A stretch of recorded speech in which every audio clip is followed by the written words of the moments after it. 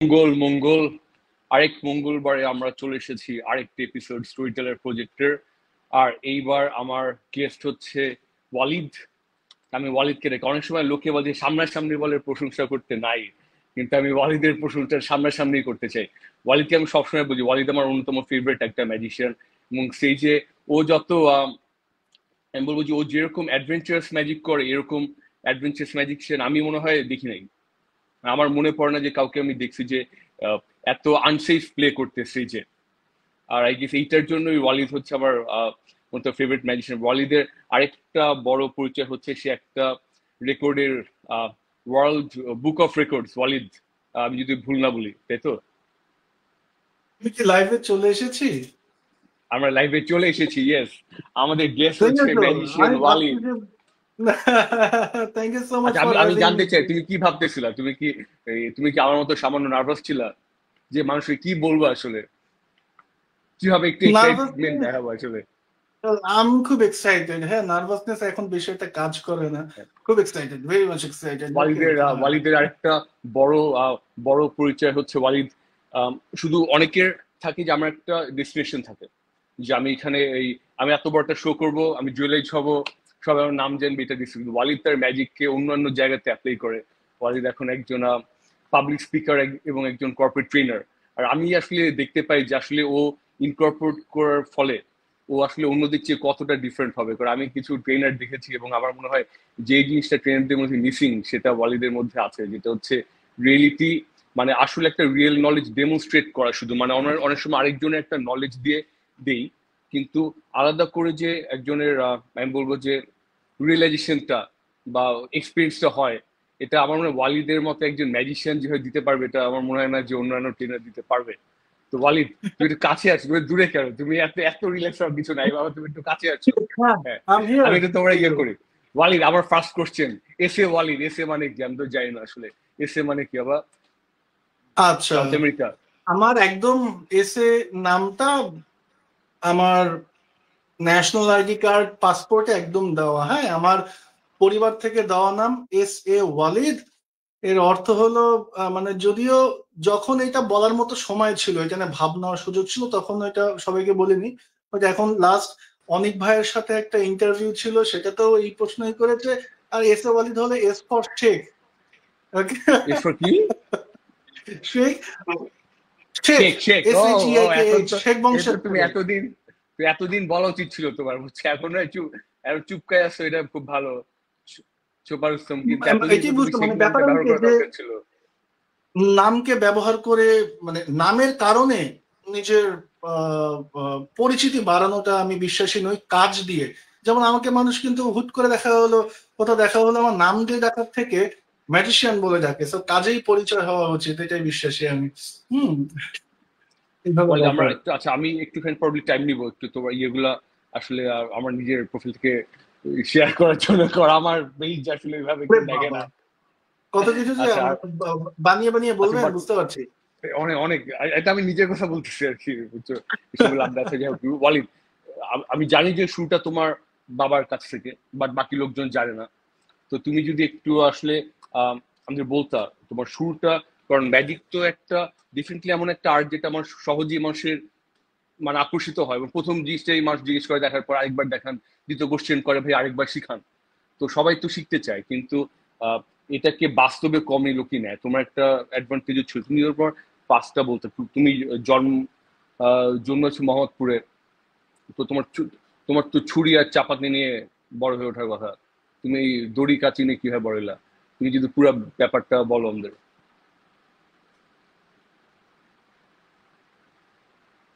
বা কি শুনতে পাচ্ছ ওয়ালিদ কি? ছুরি আর চাপাতি লাস্টের দিকে শেষের কথাটা বুঝতে হ্যাঁ, পারি তুই না, আমাকে কি মোহাম্মদপুরে, আরেকবার একটু রিপিট করবে? মোহাম্মদপুর বুঝে নাই। মোহাম্মদপুরে ধরো, মোহাম্মদপুরে তো ছুরি চাপাতি থাকায় কাজ করার কথা। তুমি যে হাত সাফাই আর দড়ি কেটে কেটে কাজ করতেছো, that's একটা ডিফারেন্ট ওয়ে। ও আচ্ছা, মোহাম্মদপুর, হ্যাঁ তুমি ঠিকই ধরছো, আমি সেই আহ, মোহাম্মদপুরের কথা বলতেছি তোমাকে। আচ্ছা, আই গট ইট। হ্যাঁ, মানে আমি মোহাম্মদপুরের আদি নিবাসী। আর যেটা বললেন মানে আমার ম্যাজিকের শুরু বাবার হাত ধরে, আসলে ব্যাপারটা একটু কেমন জানেন, আমার বাবা উনি একজন ভার্সেটাইল আর্টিস্ট। হ্যাঁ, বাপ, বাবার বাবা কম বাপ বলে ডাকি, আমার বাপ হলো একজন ভার্সেটাইল আর্টিস্ট। অর্থাৎ ধরুন আমি স্কেচ করা শিখেছি, অর্থাৎ ছবি আঁকা। স্কুলে অঙ্কে টেনে টুনে পাশ করলেও ড্রয়িং এ আমি ক্লাস টেস্টে 20-এ 20, হ্যাঁ, মেইন এক্সামে 50-এ 85 পেতাম।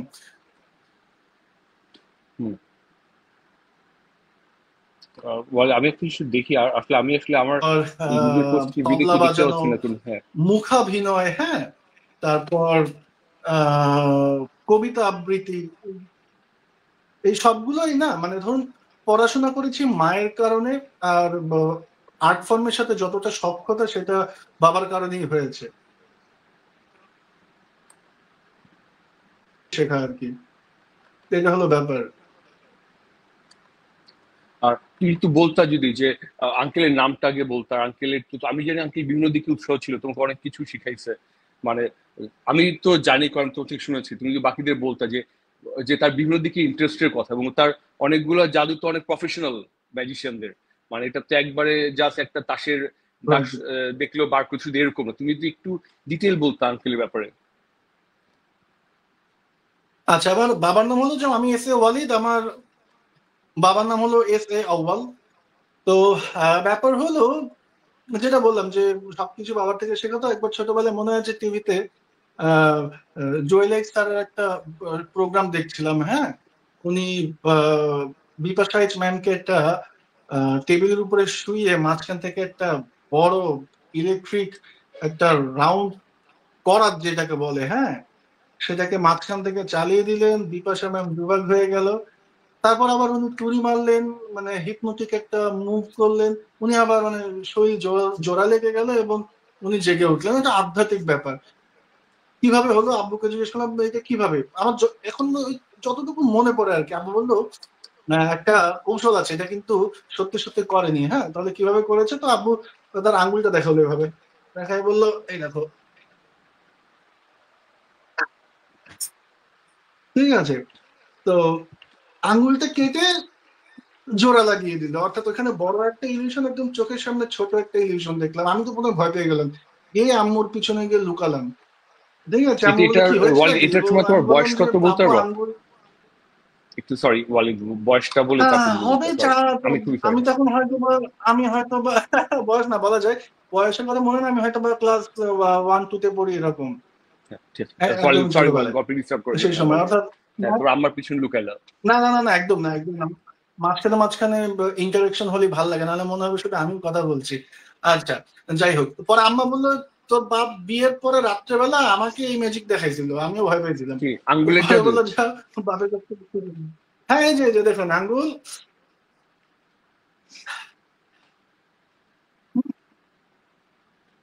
আচ্ছা, না। তখন আব্বু আমাকে শিখিয়ে দিল যে দেখ, আমি সত্যি করার আঙ্গুলটা কিন্তু আলাদা করছি না।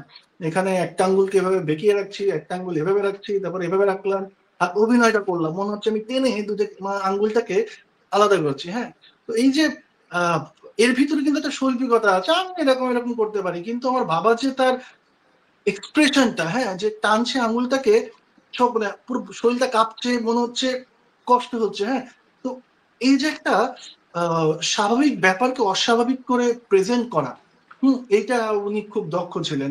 ওর পর থেকে তখন বুঝলাম যে আচ্ছা তাহলে তো খুব মজাদার জিনিস। তারপর দেখা হলো আব্বু আমাকে তখন ওই ম্যাচের বাক্স পাওয়া যেত প্রজাপতি, হ্যাঁ, তো প্রজাপতির এখনো পাওয়া যায়? ম্যাচের হ্যাঁ। বাক্স ফাঁকা, তার, হ্যাঁ এখনো পাওয়া যায়। আমার এলাকায় পাওয়া যায় না। তার ভিতরে ফাঁকা ম্যাচের বাক্স, বন্ধ করলো, ম্যাজিক পাস, তারপর ম্যাচের বাক্সে ভর্তি ম্যাচ চলে আসলো। এটা বাবা নিজের হাতে বানিয়ে দিলেন। এই তো।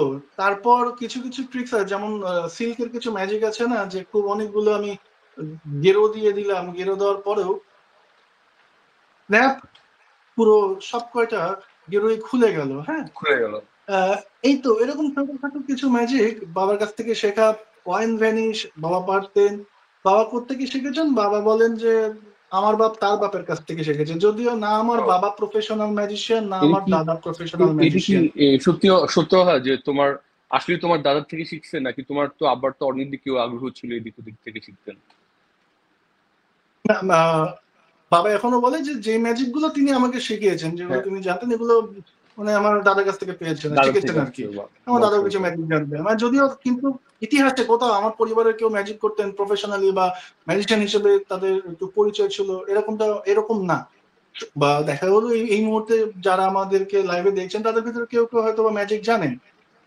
যেমন সবাই কিছু না কিছু গান গাইতে পারি, হ্যাঁ, হয়তো বা একটু নৃত্য প্রদর্শনও করতে পারি নিজের একটা গণ্ডির ভেতরে। তো একদম এরকম ছিল। তো আহ, ব্যাপারটা আমি হয়তো বা আহ, বলে না যে কিভাবে তুমি ম্যাজিক চুজ করলে, আমি ম্যাজিক চুজ করিনি অ্যাকচুয়ালি। আমার কাছে মনে হয়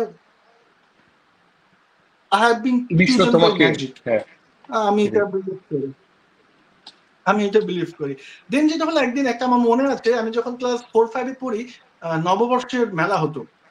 নববর্ষের মেলা হতো, ওইখানে গেলে ম্যাজিক দেখুন, ফ্রি ম্যাজিক দেখুন, এরকম এখনো কিন্তু এরকম ম্যাজিক শপ দেখা যায়, ঠিক আছে। তো সেই ম্যাজিক শপে গেলাম, মেলায় গেলাম, হুট করে দেখলাম ম্যাজিক শিখুন, দিলাম দৌড় আমি আর আবার বাবা, গিয়ে দুজন মিলে দেখলাম ওমা, ছোট ছোট অসাধারণ ম্যাজিক, হ্যাঁ, একটা তাসের উপর একটা কাঠি ভেসে উঠছে, একটা ছোট ছক্কা বড় হয়ে যাচ্ছে, একটা তাস ভ্যানিশ হয়ে যাচ্ছে, সাদা ফুল লাল হয়ে যাচ্ছে, সাদা কাগজ টাকায় ভরে যাচ্ছে। তো সেখান থেকে আমার বাবা, আমার মনে হচ্ছে হয়তো বা 500-600 টাকা দিয়ে 4-5টা ম্যাজিক আমাকে কিনে দিলেন। হ্যাঁ, সেগুলো আমি একটা বক্সের মধ্যে রেখে সবাইকে স্কুলের বন্ধুদের দেখাতাম। গেস্ট আসলে আমি বাক্সটা নিয়ে নাড়াচাড়া করতাম তাদের সামনে, যে আমি কিছু একটা দেখাবো, কিছু একটা দেখাবো, ম্যাজিক দেখাবো। তো ওই যে এক্সাইটমেন্ট, একটা আহ, মানুষ দেখে ওয়াও হওয়া, হ্যাঁ, একটু বাহবা দেওয়া। কারণ স্টুডেন্ট হিসেবে খুব এক্সাইটিভ ছিলাম না। ধরুন ক্লাস 3-তে আমার রোল ছিল 55। ওকে, মোহাম্মদপুর সরকারি উচ্চ বিদ্যালয়, সেলফ ডিক্লেয়ার্ড প্রাউড স্টুডেন্ট। 55, 55। হ্যাঁ, ক্লাস 3-তে রোল ছিল আমার 55। আমার স্কুলে স্টুডেন্ট ছিল 80-এর মতো, 80 না 90 এরকম। তো সুতরাং ছাত্র হিসেবে তো খুব ভালো না। তো কিভাবে অ্যাপ্রিসিয়েশন পাবো? ম্যাজিক দেখিয়ে। এই হলো ব্যাপার। তো ট্রুলি স্পিকিং, স্কুলে কখনো পারফর্ম করা বা অন স্টেজে কখনোই আমার মানে স্টেজে ওঠার সুযোগ হয়নি বা ইচ্ছে ছিল না, যে ম্যাজিক পারি যেহেতু এখন এটা একটু স্টেজে দেখাই। একদমই ওরকম ইচ্ছা বা সুযোগও পাইনি, কারণ বাট সবসময় তোমার এখানে টিপিক্যাল ওই সময় ফ্যামিলি। ফ্রেন্ড সার্কেলে দেখাতো আর কি। হ্যাঁ। হ্যাঁ, হ্যাঁ, হ্যাঁ, একদম ক্লোজ আপ যেটাকে বলে, কাছাকাছি পাচ্ছি, তাকেই দেখাচ্ছি। কিন্তু কখনো স্কুলে, কখনোই আমি কলেজে, কখনোই আমি স্টেজে উঠিনি ম্যাজিক দেখানোর জন্য। শখের বশতই করি। কখনো যেমন স্টেজে? একবার কি ও হলো, আমি তখন হয়তো আচ্ছা, আমরা এরকম এইটা স্কুলে এইটা আছি, সব স্কুলের। স্কুল, ও হ্যাঁ, প্রাইমারি তারপর তোমার কল প্রাইমারি তো। তে থাকা অবস্থাতেই হ্যাঁ কি হলো, একদম স্কুলেতে বলছি, আব্বুর জন্য একটা খবরের কাগজ নিতে যাবো, ওইখানে গিয়ে দেখি কি একটা ম্যাজিকের বই, ছোট্ট চুটি বই টাইপের, হ্যাঁ, 20 টাকা দাম। আহ, তো আমি বাসায় এসে আমার পেন্সিল বক্সটা খুললাম, হ্যাঁ, খুলে ওই প্লাস্টিকটা উঠিয়ে টাকা গুনে দেখি, আমার কাছে মনে হয় 16 টাকা মতো আছে, 4 টাকা শর্ট। সে 2000 হয়তো বা 4-5-এর ঘটনা। আমার কাছে এসে বললাম, আমার 4টা টাকা দেওয়া, কি করবি টাকা, কি করবি? আমি বই কিনবো, ম্যাজিকের বই। নিজের বই পড়ে শেষ করতে পারিস না, ম্যাজিকের বই? আমি বলি লাগবেই। আমি দোকানে বলে আসি, আঙ্কেল এটা আলাদা করে রাখেন, কাউকে দেবেন না, আমি নিবো। বলে আচ্ছা ঠিক আছে, যাও। তো পরে মা বলে ঠিক আছে, তুই নিয়ে আসবি, এনে আমাকে দিবি, তোর মানে ফাইনাল পরীক্ষা শেষ হবে, তারপর যে ছুটি থাকবে সেই সময় ওইটা পড়বি। আমি বলি ওকে ডান। নিয়ে এসে মাকে দিলাম। আর একটা আলমারি ছিল যেখানে আমার খেলনা টেলনা সময় মতো আটকে রাখতেন, চাবিটা কোথায় আমি জানি না, কোথায় রাখতেন, তোর ভিতরে রাখা ছিল। বার্ষিক পরীক্ষার পরে বইটা পেলাম, ওই বইটা জাদুকর সমীরণে, সেই হয়তো বা 90s এর দিকে সেই সময়কার একটা বই। তো ওর ভিতরে ভাই, লিটারালি স্পিকিং, ফ্লাইট অফ হ্যান্ডের আমি একটু এত। বলি, এটা এটা তোমার আমার যেমন এটা সমীরণের বই ছিল, তাই তো? হ্যাঁ, হ্যাঁ, হ্যাঁ। সমীরণ খুবই একজন মানে আমার মনে হয় ওনার যে লেখা এটা অসাধারণ। বেশ কয়েকটা বই আছে, তুমি যখন হিপনোটিজম করো, মানে হিপনোটিজমের তো ওনার বইয়ের মধ্যে আর কি দুই রকম হিপনোটিজম আছে। একটা হচ্ছে যে যেটা হচ্ছে ওয়েস্টার্ন কালচার, একটা হচ্ছে ইস্টার্ন। তো ইস্টার্ন যেটা, হুম, উনি হুম, হুম। ওরকম অনেকগুলা জিনিসপত্র প্র্যাকটিস করতে বলেছিলেন, যেগুলো মানুষের কিছু স্কিল ডেভেলপ করে, যেটা মানে আমি জানি না আসলে হিপনোটিজমে কি লাগে। যেমন আমি একটা বলতে পারি যে উনি বলেন যে বিড়ালের চোখের দিকে তাকায় থাকতে, আয়নায় নিজের চোখের দিকে তাকায় সম্মোহনী বিদ্যাটা অর্জন করতে। তো এটা তো আসলে ওনারা হয়তো কোন সোর্স থেকে এসেছে জানি না। অনেক সময় বলে যে আমাদের যে তান্ত্রিক এবং যারা সাধু, ওনারা বলে হিপনোটিজমের চর্চা করতেন। তো হুম, বাট হুম, আমি হুম। যদি কেউ বাই চান্স করে ম্যাজিশিয়ান থাকে ইয়াং, আমরা অনেক রকম সোর্স পাই। কিন্তু আমার সমীরনের বই যদি পাওয়া যায়, এটা আসলে রাস্তায় এখন আর পাওয়া যায় না, বাট আমি পেলে সাথে সাথে কিনতাম, কারণ সমীরনের বই একটা অসাধারণ একটা সোর্স। হ্যাঁ, সরি ওয়ালি, একমত, তোমাকে আমি একমত, মাঝখানে একটু থামালাম সমীরন একমত, নিয়ে একমত। বলার না, জন্য। না, না, না, না। আমি আমি আপনার থেকে অনেক এডুকেটেড হয়েছি, হ্যাঁ। তো আপনার কথা মানে ওয়ালি, চিনতে পারাটার মাধ্যমে আরো কিছু আরে আপনার সাথে আমার প্রথম এক্সপিরিয়েন্সটা মনে আছে ভাই একটা শোতে, তখন আমি তো কোচি, মোহাম্মদপুর একটা স্কুলে আমাকে ডেকেছিল আমার এক বন্ধু, ওদের একটা এনজিও আছে না বাচ্চাদের, মানে অর্থাৎ এই আমার মনে A level O level one স্টুডেন্টরা কিছু মিলে। একটা নাম ছিল মনে একটা, হ্যাঁ। হ্যাঁ, আমার মনে নেই, এ লেভেল ও লেভেল স্টুডেন্টরা মিলে ওই সুবিধা বঞ্চিত শিশুদের একটু খাওয়া দাওয়া করাবে, ওদের নিয়ে সারাদিন খেলা টেলা করবে। আমাকে দেখেছে বন্ধু, আমার একটা বন্ধু বলছে যে বন্ধু চল তোকে তেহারি খাওয়াবো, হ্যাঁ, তো ম্যাজিক ট্যাজিক দেখাবি। আমি ওই সময় ভাই এটা বলছি ধরেন আমি যখন কলেজে পড়ি, হ্যাঁ কলেজে তো কি তখন আমি ব্যাগের মধ্যে সবসময় দুটো তিনটে প্যাকেট তাস কয়েন অলওয়েজ থাকে, আমি পিঠে ব্যাগ ঝুলিয়ে চলে গেছি ওদের সবের ম্যাজিক ট্যাজিক দেখাচ্ছি। হুট করে দেখি একজন ভদ্রলোক, হ্যাঁ, খুব আধ্যাত্মিক একটা চেহারা বা অবয়ব, হ্যাঁ, আধ্যাত্মিক চেহারা, বাচ্চাকে তাহলে ম্যাজিক তো হইতোই। দেখাচ্ছে, হ্যাঁ। দেখলাম 2 হাত ফাঁকা, বাচ্চাকে দেখালো এই দেখো আমার হাতে কিছু আছে, নেই, তারপর এরকম করলো, ফু দিল, এত বড় একটা $1/2 চলে আসলো। আমি তো কয়েনের ম্যাজিক করি, কিন্তু এইটা কি? সেই মানুষটা হলো আমাদের রাজগর ভাই। ওকে, তারপর আমি তো আপনার পেছনে ধরছি, আপনি মনে হয় ভাই অস্থির হয়ে সত্যি করে আজকে বলেন জনসম্মুখে, আপনি আমার আপনার পিছনে আমি লেগেছিলাম, আপনি অস্থির হয়ে মনে হয় প্রোগ্রামটা ছেড়ে চলে গিয়েছিলেন। আমি কি প্রোগ্রাম ঠিক শেষ বলছি? হয়ে আমার মনে হয় আমি একটু পরে আম, ওইখানে আসলে কি করব, একটু এদিক ওদিক লোকজন ছিল, তো আমি কি করব, আমি আমার মনে হয় যতদূর মনে পড়ে আমি যে এক জায়গায় একটা দলের সাথে, নাউরের সাথে, নাউরের নাম এখন হচ্ছে কি হাউস অফ পই মনে হয়, তোদের সাথে ফায়ার স্ক্রিনিং ওকে। করতাম। তো ওই সময় ওদের ওখানে তো অনেক এনজিওর সাথে রিলেটেড ছেলে ছিল আর কি। তো মনে হয় দুজন ছিল যারা আইডিতে পড়ে, ওই যে হুম। এডুকেশনাল ডেভেলপমেন্ট, তো কিন্তু ওরা সরি আইডি না, অন্য কিছু আইআর মনে হয় বলে, এডুকেশন রিসার্চ বলে ওখানে ঢাকা ইউনিভার্সিটি। তো ওরা আচ্ছা, এনজিওর সাথে আচ্ছা। যুক্ত ছিল। তো ওরা আর কি বলছিল, পরে গিয়ে আমি আসলে কোনো জায়গা কি করবো বুঝতেছিলাম না। তারপর লাস্টে মনে হয় হ্যাঁ, বাট আমার মনে হয় আবার বাকিদের সামনে, বাকি ম্যাজিক সামনে ম্যাজিক দেখাতে একটু খুবই অস্বস্তি লাগে। আর ওই প্রাইমারি পর্যায়ে তারপর আমরা কোনো এক সময় কোনো একটা বানর বার করতে গেছিলাম। তারপর এই আমি যখন দেখছি আরেকজন ম্যাজিশিয়ান আছে, আমি ম্যাজিক ওইভাবে করি নাই, তখন আমি একটা মনে হয় বানর, আপনি পরে কোনো একটা পাপেট খুব বার দ্রুত করে চলে একটু গিয়েছিলেন। ভেন্ট্রিলোকুইজম করেছিলাম। দ্রুত যাই নাই, হ্যাঁ, এমন মনে আছে। অন্য জায়গায় গিয়ে ভেন্ট্রিলোকুইজম করেছিলাম কিছুক্ষণ। তারপর কিন্তু কোনো ইয়ে পাই নাই আসলে। যেটা হয় যে প্রিভিলেজ বাচ্চারা আনপ্রিভিলেজ বাচ্চাদের জন্য কাজ করলে একটু ওলট পালট থাকে আর কি। তো আচ্ছা ওয়ালিদ, আমরা আমরা আচ্ছা একদম ওয়ালিদ, ঠিক, একদম এর ঠিক। মধ্যে একটা একটা মানে ওরা তো অনেক উৎসাহ নিয়ে করে, কিন্তু কখন কি করবে, আর ওদের তো অনেক, আই মিন ওদের তো অনেক কিছু, হয়তো অনেক স্পন্সর অনেক কিছু আসে, কিন্তু আমার মনে হয় আহ, হয়তো স্ট্রাকচার থাকে না, বা আমি আসলে স্ট্রাকচার আই গেস ঠিকই ছিল, আমি জাস্ট আমার কোনো কাজ করার কোনো জায়গা পাই নাই। ওয়ালিদ আচ্ছা, আমি বাইকে তোমার ইয়েতে অবশ্য পাঠিয়ে দিচ্ছি মেসেঞ্জারে লিঙ্কটা, আমার মনে হয় তুমি চাইলে শেয়ার করে দিতে পারো, কারণ আমরা তোমার কাছের ওকে, লোকজন আমি একটু কিছু ক্যামেরাটা অফ করে 30 সেকেন্ডের হ্যাঁ ভেতরে অবশ্যই। লিঙ্কটা আমি আমি শেয়ার হ্যাঁ, করে আসছি, হ্যাঁ। হ্যাঁ। আচ্ছা এর মধ্যে ঠিক আছে, আমি এর মধ্যে ওয়ালিদের সম্পর্কে অন্য কিছু বলতে পারি। ওয়ালিদের, আমার সাথে ওয়ালিদ বেশ কয়েকবার একসাথে শো করা হয়েছে। এর মধ্যে মেইন হচ্ছে আমি বলবো যে পাড়া উৎসব, এবং ওই শোটা ওয়ালিদে আসলে আমাকে দেয়। আর আমার কাছে যেটা দেখে মনে হচ্ছে যে অনেক কিছু ম্যাজিক আছে যে ম্যাজিশিয়ানরা অনেক সময় তো যেটা স্টেজে অতটা করতে চায় না, একটু রিস্কি মনে করে। আহ, কিন্তু ওয়ালিদের ক্ষেত্রে আমি বলবো ওয়ালিদ কখনো এর রিস্ক মনে করে না। ওয়ালিদ সবসময় আহ, একটু নতুন জিনিসকে সে নিয়ে আসছে, এবং ওর প্রেজেন্টেশনটা, যদি আপনার কেউ ওয়ালিদের ম্যাজিক না দেখে থাকেন আর কি, সরি আমি এখানে মনে হয় একটু ইয়ে করে ফেলছি, হ্যাঁ, আপনার যদি বাই চান্স কেউ ওয়ালিদের ম্যাজিক না দেখে থাকেন, তাহলে দেখবেন যে ওর তার প্রেজেন্টেশন অনেক গুরুত্ব দেয়, যে তার স্ক্রিপ্টটা লেখা, এটা একটা জিনিস। আরেকটা জিনিস আমি বলবো ওয়ালিদের ব্যাপারে, সেটা হচ্ছে ও কিন্তু অনেক ফ্রি স্টেজে। আমার আমার যেমন মনে স্টেজে গেলে আমার খুবই নার্ভাস লাগে, আমি কখনো নিজের মতো হতে পারি না। এবং এটা, এবং অনেককে দেখলে আমার হিংসা লাগে, তার একজন হচ্ছে ওয়ালিদ, যে স্টেজে ও নিজের মতোই থাকে, ও খুবই রিল্যাক্সড। আর ওয়ালিদ, আমার খুব ভালো লাগে যে তুমি এই ম্যাজিক ব্যাপারটাকে অত সিরিয়াসলি নাও না।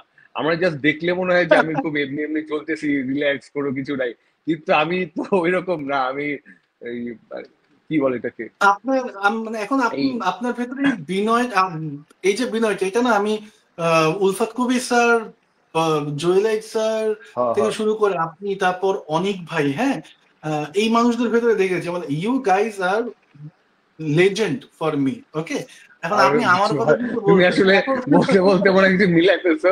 তুমি এই যে জুলাই সালভাইয়ের সাথে বলতে বলতে একই কথা আমার আমার উপর চালিয়ে দিচ্ছ, বাট অনেকের কথা বলছো। অনেক আসলে মানে আমার আমি দেখা ওনাদের সবচেয়ে সাথে ভদ্র। মোটে no comparison with our teachers. Okay, but আমি আমি আপনার কথা বললাম, অনিক ভাইয়ের কথা বললাম, হ্যাঁ, কারণ আপনাদের থেকেও কিন্তু আমি এডুকেটেড হয়েছি। যেমন অনিক ভাইরা বা আপনিও যখন টিভিতে সেই 2012, আমি আসলে আপনাকে টিভিতে ওইভাবে আসি নাই ওয়ালিদ, আসলে আমি আপনার টিভিতে, কথা তুমি মানে আপনাকে অন্য একটু কারোর বলতে কথা বলতেছো ওয়ালিদ। আমি টিভিতে, মানে টিভিতে আমি কখনো আসি না। আমি যখন আসছি তখন ম্যাজিক দিয়ে কখনো আসতে পারি নাই।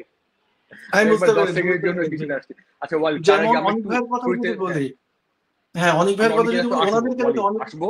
আমি একটু, আচ্ছা জি, তুমি বললাম অনেকের কাছে বলো, তারপর আমি আসি একটু আবার ব্যাক করি। অনিক হ্যাঁ, ভাই, অনেকের তৃষা কথা আপু, বলছিলাম। হ্যাঁ, এনাদেরকে যে সময় ওনারা টিভিতে নিয়মিত মানে আর্টিস্ট হিসেবে পারফর্ম করে 2012-13 সালে, আমি তখন দেখে ভাবতাম যে উনিরা তো আমার বয়সী, এনাদের টিভিতে যায় কিভাবে, কিভাবে যেতে হয় মানে প্রত্যেকটা মানুষেরই কিন্তু এইটাই একটা স্বপ্ন থাকে। দেখুন মানুষের মাসলোর হায়ারার্কি পড়েছেন বোধ হয়, যে মানুষের কিন্তু বেসিক নিডস এর পরে সিকিউরিটি, তারপর লাক্সারি, তারপর হলো আপনার রেকগনিশন, তারপর পাওয়ার, কিছু স্টেজ থাকে। তো মানুষ কিন্তু রেসপেক্ট বা রেকগনিশন চায়। হ্যাঁ, টেলিভিশনে ওই হুটহাট করে দেখা গেলো কোন একটা রিয়েলিটি শো এর প্রমোশনাল গিমিক হিসেবে কোনো কাউকে ডেকে কোনো একটা সেলফি কন্টেস্ট করলো, হ্যাঁ, করে সেখান থেকে সে চান্স পেলো টিভিতে গিয়ে একটা প্রোগ্রাম করবো, এটা এটা আলাদা জিনিস। হ্যাঁ, এটা আমি এটার কথা বলছি না। একদম পারফর্মার হিসেবে টেলিভিশনে কাজ করার সুযোগ পাওয়া বা ব্রেক পাওয়া, এটা অ্যাকচুয়ালি একটা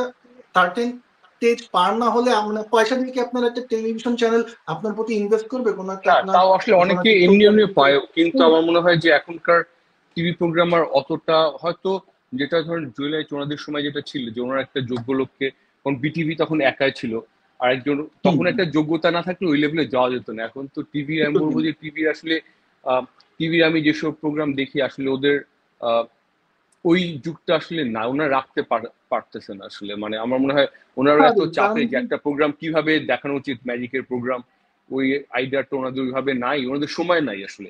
আচ্ছা ওয়ার্ল্ড, আমরা একটু পিছনে ফিরে যাই, যে তুমি তারপর প্রাইমারি স্কুলের কথা বললা, ফ্রেন্ডদের দেখাতে, যে তুমি কলেজের কথা বলছো, বাট আমি জানি যে তুমি কলেজে ম্যাজিক দেখাইতে লোকে। তুমি তো একটু যদি বলতে, স্কুল তো পার্কুলার স্কুল করেছিলাম মনে হয় মোহাম্মদপুর সরকারি বালিকা বিদ্যালয়, দেখো,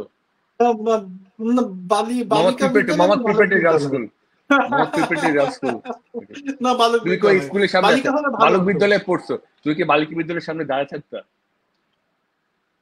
না, ব্যাপার হলো কি, কখনো দাঁড়াও না, এটা আহ, বিশ্বাস করবো না। আমি আমাদের না বলি, আমাদের স্কুল পার হয়ে আসলে মোহাম্মদপুর বালিকার যায় আগে কিশলা স্কুল পড়ে। তো ওদিক থেকে খুব যাওয়া আসা হতো, বন্ধুদের সাথে ওদিক দিয়ে যাওয়া আসা খুবই করতাম। তো অতটুকু পর্যন্ত, হ্যাঁ, শুধু যাওয়া আর আসা, অতটুকুর মধ্যে সীমাবদ্ধ, ওর বাইরে আর নয়। কিন্তু আর এর বেশি হুম, আর সাহস হয় না আর কি।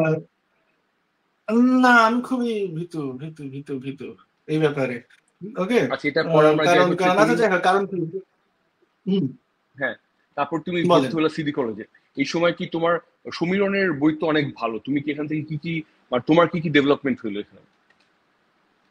ও আচ্ছা, ওই বই থেকে আমি কয়েনের কিছু স্লাইট অফ হ্যান্ড, তারপর রোপ ট্রিক, কার্ডের কিছু সেলফ ওয়ার্কিং মুভ, সেগুলো শিখলাম। অন স্টেজের কিছু আইডিয়া পেলাম। কিন্তু স্কুলে ওই অতটুকু, হয়তো বা আমার কাছে প্রপস আছে কিছু, ওই যে বাচ্চাদের যে প্রপস গুলো থাকে, সাদা কাগজ থেকে ডলার করে এরকম, বিভিন্ন ম্যাজিক শপে গেলে আমি এরকম ছোটখাটো জিনিসগুলো কালেক্ট করতাম। তুমি এবং কি তখন অন্যান্য কার্ডের ম্যাজিক ম্যাজিক, শপে যেতা নাকি মেলা থেকে কিনতা? না মেলাতে ভাই, তখন আমি ম্যাজিক শপ চিনি না মেলা, হ্যাঁ, ভাই, ম্যাজিক মেলাতে শপ, যেতাম। হ্যাঁ হ্যাঁ। হ্যাঁ, আমার বাসার পাশে ওই শ্যামলীতে শিশু মেলা আছে, ওখানে হয়তো বছরে 1-2 বার যেতাম, কারণ ওখানে হুম। 50 টাকা 100 টাকা টিকিট কেটে ভিতরে ঢুকতে হয়। ওখানে ওখানে এখনো পর্যন্ত একজন ভদ্রলোক একটা ম্যাজিক শপ ম্যাজিকের দোকান আছে, চালান। হ্যাঁ হ্যাঁ। একটা আছে, নামটা ভুলে গেছি, ও না মাহবুব না কি যেন। তো ওখান থেকে কিছু কিছু প্রপস লাইক ওই সিল্ক ভ্যানিশ করা বা আহ, কিছু গিমিক ওখান থেকে নিতাম। নিয়ে নিজের শখের জন্যই যতটুকু করা, কারণ করতে ভাল লাগে। কোনো আমি ম্যাজিক করে নাম কামাবো, ধাম কামাবো, আমি শো করে ম্যাজিশিয়ান হব, এটা আমার কলেজ কেন, আমি যখন মানে যখন আমি এইচএসসি এ পড়ছি, আমি যখন আচ্ছা, কলেজ শেষ তাহলে আমরা করে একটু আসি। ওই তুমি সময় তাহলে এরপর কলেজে গেলাম। ঢুকলা, সিটি কলেজে, তাই তো? সিটি কলেজে হুম তুমি হুম। তখন এই আহ, কিছু সেলফ ওয়ার্কিং কার্ড ট্রিক্স অন্যখান থেকে যা একটু পাও, সুমির অনুভূতি কিছু এইসব ম্যাজিক ফ্রেন্ডের দেখাইতা, তখনও তুমি কখনো, তখন তুমি কোনো স্টেজে বা এরকম কোথাও উঠো নাই? না, একদমই না। ব্যাপার হ্যাঁ, হয়েছে কি, আমার আহ, আমি তো কমার্স স্টুডেন্ট, তো আমাদের একটা সাবজেক্ট হ্যাঁ, ছিল স্ট্যাটিস্টিক, ফোর্থ সাবজেক্ট দিয়েছিল। হ্যাঁ, তো পরিসংখ্যানে আপনার তাসের অঙ্ক আছে, প্রবাবিলিটির ম্যাথে বল, তারপর কার্ডের ম্যাজিক ম্যাথ আছে। তো আমাদের পরিসংখ্যানে স্যার বলতো যে ক্লাসে অনেকে কার্ড চেনেও না, বলে কালকে তোরা কার্ড নিয়ে আসবি। ওকে, তো আমাদের পরিসংখ্যান স্টুডেন্ট যারা, তাদের ব্যাগে কার্ড লিগালাইজ ছিল। ওকে, তো কেউ হয়তো বা কার্ড চেনে না, আবার কিছু বন্ধু আছে যারা পুরো জুয়ারু টাইপের। টিফিন টাইমে ওই পুরো বছর কিছু কিছু কয়েকটা বন্ধু তাস খেলতো, আধা ঘন্টার গ্যাপ থাকতো, তাস খেলতো। তো ওখানে একদিন আমি বন্ধুরা বললাম, আমি তো তাস খেলতে পারি না, তোদেরকে তো তাসের ম্যাজিক দেখাই। ওদেরকে একটা কার্ড আমি পিক করতে বললাম, দেন ওদের হাতে, ওরা পছন্দ করলো, সাফল করলো, তারপর ওদের হাতে কার্ডের প্যাকেট দিয়ে একটা ঝাঁকি মারলাম, সব কার্ড শূন্যে সরিয়ে গেল। ওদের হাতে শুধু ওই একটা কার্ডই পড়ে আছে যেটা ও পছন্দ করেছিল। এইটা দেখার পর ওদের যে এক্সপ্রেশন, এক্সাইটমেন্ট, এক বন্ধু দেখলাম মানে ওয়াও বলে, এফ দিয়ে যে শব্দ বলে হুম। জানলায় উঠে গেছে, বলো মামা করলিটা কি। হ্যাঁ। মানে বাপ ডাকছে, তো বাপ ডাকার, ওর ফাদার এক দিয়ে ফাদার ডাকা শুরু করছে তোমাকে আর কি? হ্যাঁ হ্যাঁ হ্যাঁ হ্যাঁ হ্যাঁ, এমনি ফাদার দেখা শুরু করেছে। দেন আরো কিছু ডাবল লিফটের মুভ টু হাতে গোনা কিছু হ্যাঁ, ট্রিক, যেটা আমি আমার চাচুর কাছ থেকে শিখেছিলাম, কিছু কার্ডে ম্যাজিক, হয়তো বা সেটা 7টা 8টা হুম, ম্যাজিক। তো 2-5 দিনে না আমার ম্যাজিকের সোর্স শেষ হয়ে গেছে, রিসোর্স শেষ। সোর্স হুম। তো না, রিসোর্স আমার শেষ। এখন কি করবো? তাহলে নতুন ম্যাজিক কিভাবে শেখা যায়, কিভাবে শেখা যায়? তখন ওয়াইফাই কানেকশন বাসায় আসেনি, মডেম। ওকে, তো গুগলে গিয়ে চাপ দিলাম। আমি তখন ইউটিউবে চিনি না, আমি তো 2011 সালের কথা বলছি। হ্যাঁ, ইউটিউব যা একটা ওয়েবসাইট আছে, যে ম্যাজিক স্কুল, ম্যাজিক ক্লাস, এরকম লিখলে ভিডিও আসতো, যা আসতো, হ্যাঁ, easy magic trick, coin magic trick. তো দেখা গেল হুম। 2-3টা ম্যাজিক ভিডিও দেখলাম, আমার মডেমের টাকা সে বাবা দিল মাই, যে 500 টাকা তুই শেষ করে ফেললি 20 মিনিটে। ওকে, তারপরে ওয়াইফাই কানেকশন যখন বাসায় নিলাম, দেন ইউটিউব থেকে কিছু আমাদের, আপনিও চিনবেন, যেমন ডিস্টার্বিং রিয়েলিটি, হ্যাঁ, তারপর রাশিয়ান জিনিয়াস, এন্ডি ফিল্ড। মানে এন্ডি ফিল্ড যেই কার্ড ম্যাজিশিয়ান, ওনার ভিডিও থেকে আমি আমার এখনো পর্যন্ত আমি যত রকমের কার্ড মুভ করি, আমার 80% তার থেকে পাওয়া। ওকে, অর্থাৎ সেই 2011-12 সালে তার একটা চ্যানেলে 700-800-র মতো ভিডিও ছিল। মানে আপনার কার্ডের একটা A+B হোল স্কোয়ারের সূত্র দিয়ে আপনি ইচ্ছা করলে কিন্তু 10টা 20টা 100টা ম্যাথ করতে পারেন, আলাদা আলাদা প্যাটার্নে, তাই না? সূত্রটা যদি আপনি জানেন, ঠিক ম্যাজিকও কিন্তু এরকম, আপনি একটা মুভ দিয়ে কিন্তু ভাই ইফেক্ট অনেকগুলা, হ্যাঁ। অনেক রকমের বের করতে পারেন। হ্যাঁ, ফর এক্সাম্পল আপনি ডাবল লিফ জানেন, আপনি কিন্তু এটা দিয়ে শুধু অ্যাম্বিশাস কাটট্রিক করবেন তা না, আর মানে আপনি নিজের মনের মাধুরী মিশে কিন্তু হ্যাঁ, একদম নতুন যে কিছু বের কোনটা করতে করতে পারবেন পারে, যদি হ্যাঁ। আপনি সূত্রটা। হ্যাঁ, তো ওই যে ইনভেনশন, হ্যাঁ, ইম্প্রোভাইজেশন, তারপর স্টোরি মেক করা, ধীরে ধীরে ধীরে আমি পড়াশোনা ছাড়া ম্যাজিক নিয়ে স্টাডি করছি, ট্রিক, স্লাইড অফ হ্যান্ড। ধীরে ধীরে আমি মেন্টালিজম নিয়ে স্টাডি করা শুরু করলাম। এই তো এইভাবে কলেজটাও শেষ হলো, দেন আমি সরাসরি ভার্সিটিতে ভর্তি না হয়ে আমি জয়েন করলাম আপনার এইচএসসিএ তে, হ্যাঁ, প্রফেশনাল অ্যাকাউন্টেন্সি, চার্টার্ড অ্যাকাউন্টেন্সি, যেটা UK authorise professional accountants body.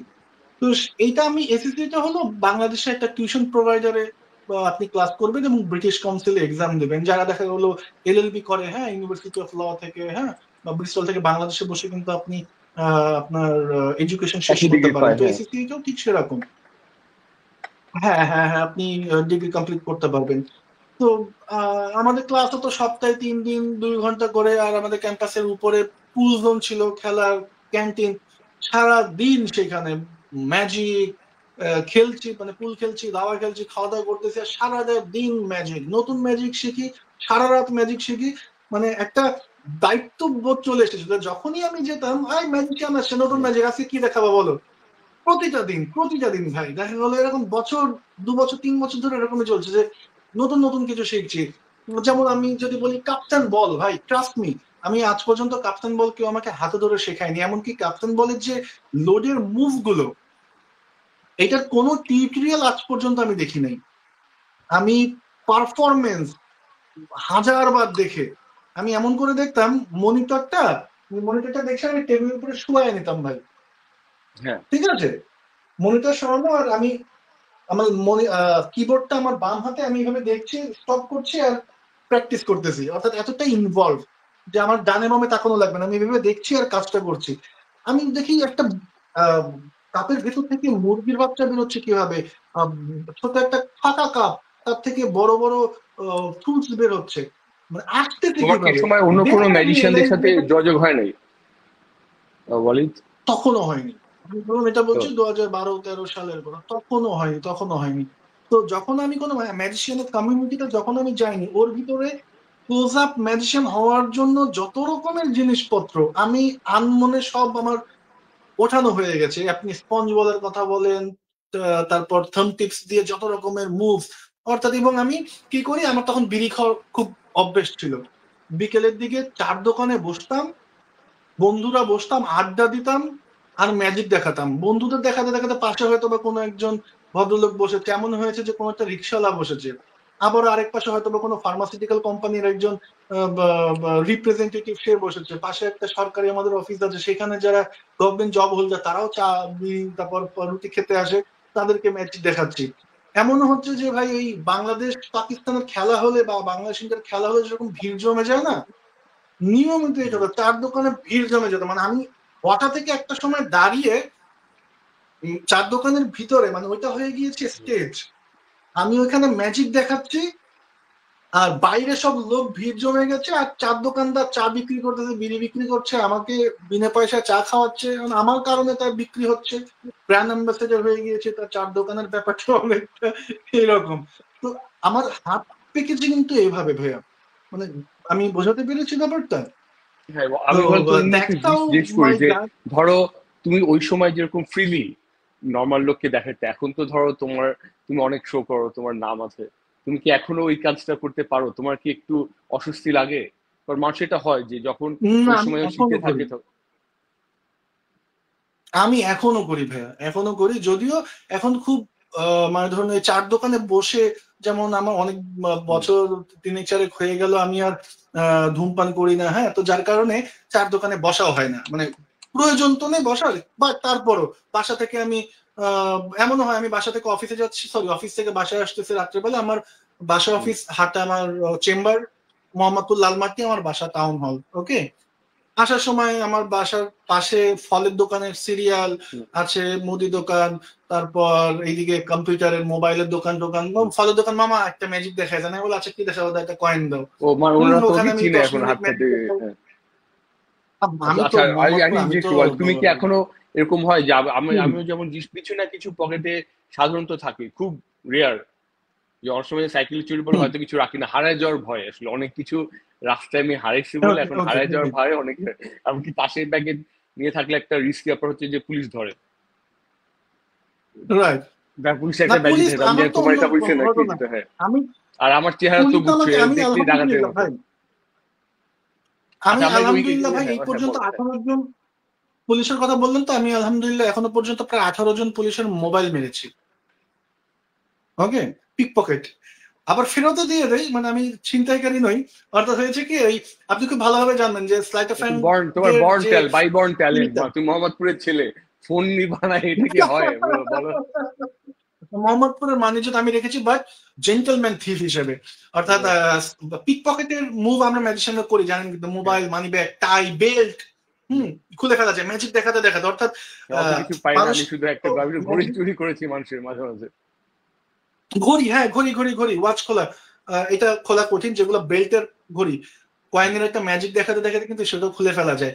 Slight of hand practice করার ক্ষেত্রে এই আপনি অ্যাপোলো রবিনকে চিনবেন, যে দি অ্যাপল জেন্টলম্যান থিফ, রবিনসন। আপনার ন্যাশনাল জিওগ্রাফি না, ডিসকভারিতে কিন্তু ও তার শো আসতো। এবং তো আমার ওনার মনে থেকে হচ্ছে যে আমি এই এক্সেনে ওকে দেখাইতো, যে গিনেস বুক অফ রেকর্ডস এসবে ওকে দেখাইতো। তারপর আরেকটা ওকে কি একটা ওকে, জিনিস ছিল, একটা শো, যে অ্যাপল রবিন্সকে দেখাইতো ওরা, যে এই লোক সবচেয়ে কুইক মানুষের পিক পকেট, এরা কুইকেস্ট হ্যান্ড, এরকম কিছু একটা নাম ছিল ওর। Right right right right. So মিসডাইরেকশনে মাস্টার হতে হলে পিক পকেট ট্রাই করতেই হবে একজন ম্যাজিশিয়ানকে। একটু সবার উদ্দেশ্যে বলে দিই, মানে ব্যাপারটা এরকম না যে আমি আসলে একজন ছিনতাইকারী বা পকেটমার, না। ম্যাজিক দেখাতে নিয়ে নেই, তারপর বলি যে আপনার জন্য একটা গিফট আছে, দিয়ে ওনার মোবাইলকে ওনাকে বের করে দেই। তারপর যে এক্সাইটমেন্ট, মানে আমাকে গুরু মানে এক রকমের। একদিন একটা ঘটনা হয়েছে যে আমার এক ওই চার দোকানে বসে ম্যাজিক দেখাই, মামা জানে আমি ম্যাজিক পারি, তো বললো ও এরকম মোবাইল বা ঘড়ি টড়ি খুলতে পারি। বললো মামা আমার এক মামা আছে পুলিশে চাকরি করে, ঠিক আছে, তো আহ ওর মোবাইলটা মারতে হবে। আমি বলি মামা তুমি কি ফাঁসাবা? বলে না আমার বন্ধু মানুষ, মামা মানুষ। তো লিটারালি আমি ওই সেই পুলিশ অফিসার এসেছিলেন, ম্যাজিক দেখাতে দেখাতে আমি ওনার মোবাইল নিয়ে নিয়েছিলাম, এবং লিটারালি উনি কিছুক্ষণ পর পকেটে হাতিয়ে দেখছে মোবাইল নেই, উনি বুথে চলে গেলেন। মোবাইল খুঁজে পায় না, মোবাইল খুঁজে পায় না, বেরোয় এরকম করে তাকাচ্ছে কোথায় রাখলাম। পরে আমি ফেরত দিলাম, হি বিকাম লাইক ওয়াও, ব্লুম।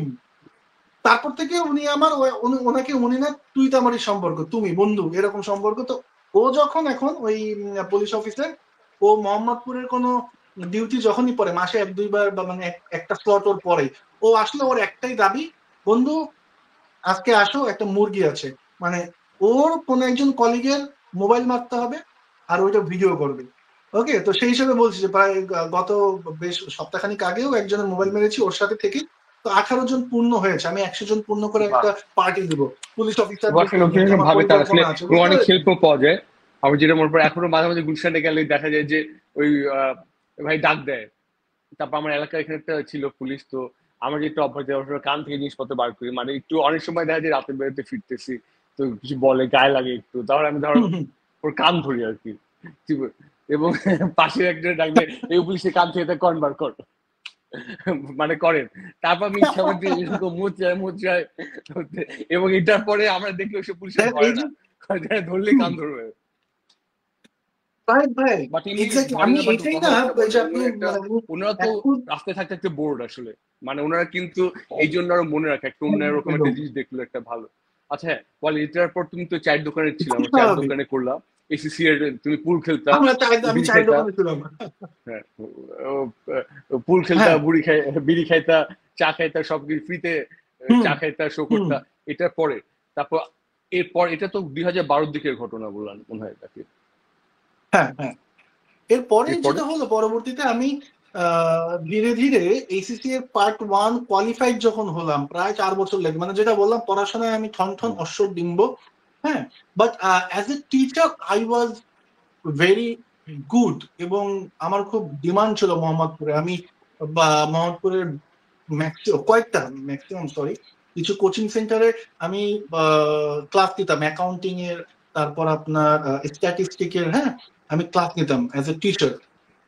তো বাহ, যেটা বলছিলাম, পরবর্তীতে যেটা হলো, আহ, পড়াশোনায় আমি ওকে খুব ভালো পড়াচ্ছিও ভালো, কিন্তু আমি পার্ট 1 কোয়ালিফাইড হওয়ার পরেই আমি একটা কোম্পানিতে জব শুরু করি।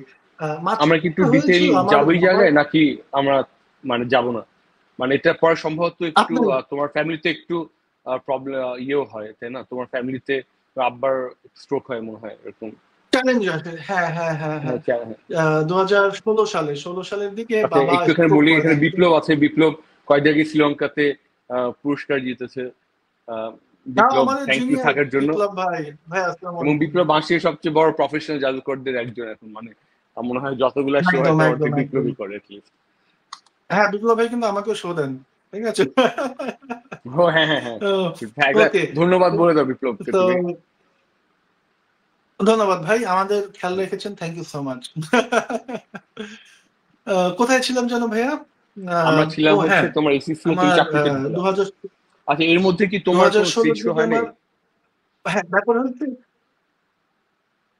আচ্ছা হ্যাঁ এইখানে যে ব্যাপারটা হয়েছে, আমি এই যে অন স্টেজে আমি এই যে চার দোকানের কথা বললাম না, হ্যাঁ, এখান থেকে যেটা হলো বিভিন্ন আমার বাসার পাশে ইউনিভার্সিটি আছে একটা দুটো। হ্যাঁ, সেই ইউনিভার্সিটির স্টুডেন্টরাও থাকতো, তাদের সাথে পরিচয় হয়ে গেল।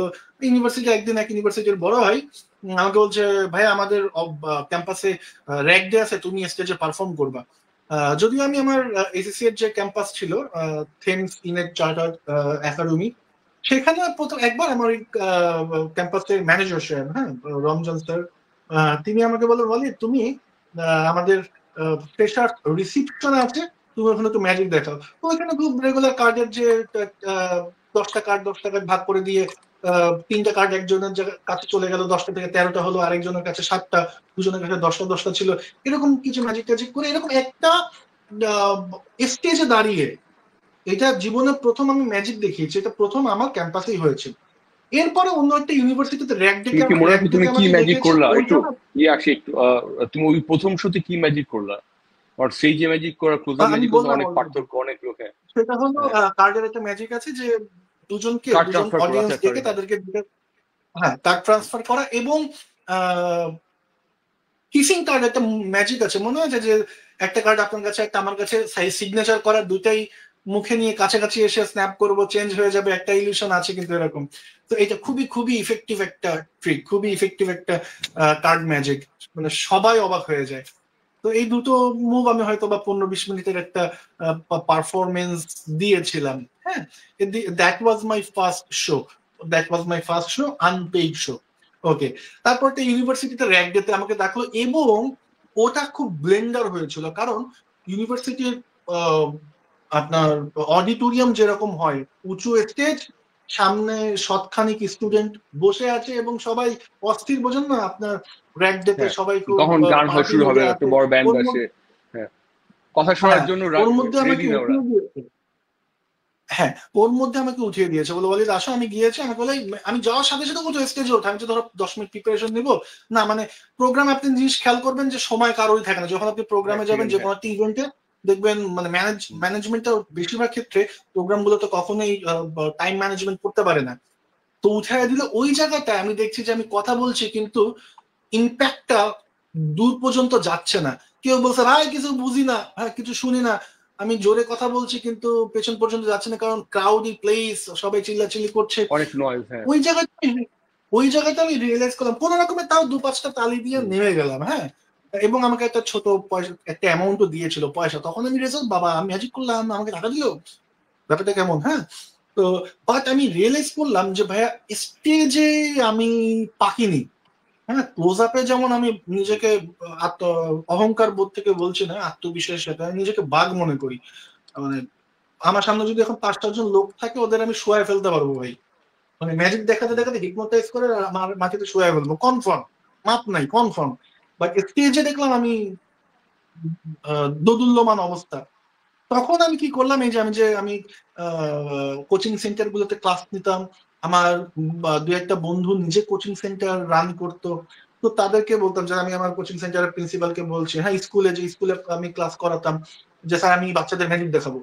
তো এইভাবে ম্যাজিক দেখাবো, ফ্রি ম্যাজিক, কে না দেখতে চায়, একটা একদিন আধা ঘন্টার একটা ম্যাজিক শো হতেই পারে। এইভাবে আমি কত যে প্রোগ্রাম করেছি ছোটখাটো, আমি মোহাম্মদপুরের এমন কোনো স্কুল বা এমন কোনো মানে প্রাইভেট, হ্যাঁ প্রাইমারি, তারপর আমার ছোট ফুপু একটা স্কুলে চাকরি করতেন, তখন আমি ফুপুরে বললাম ফুপু আমি ফুপুকে আমি খালামণি বলে ডাকি, হ্যাঁ যে খালামণি আমি বাচ্চাদের ম্যাজিক দেখা যাচ্ছে, বলে হ্যাঁ আসো আসো, হ্যাঁ হ্যাঁ হ্যাঁ।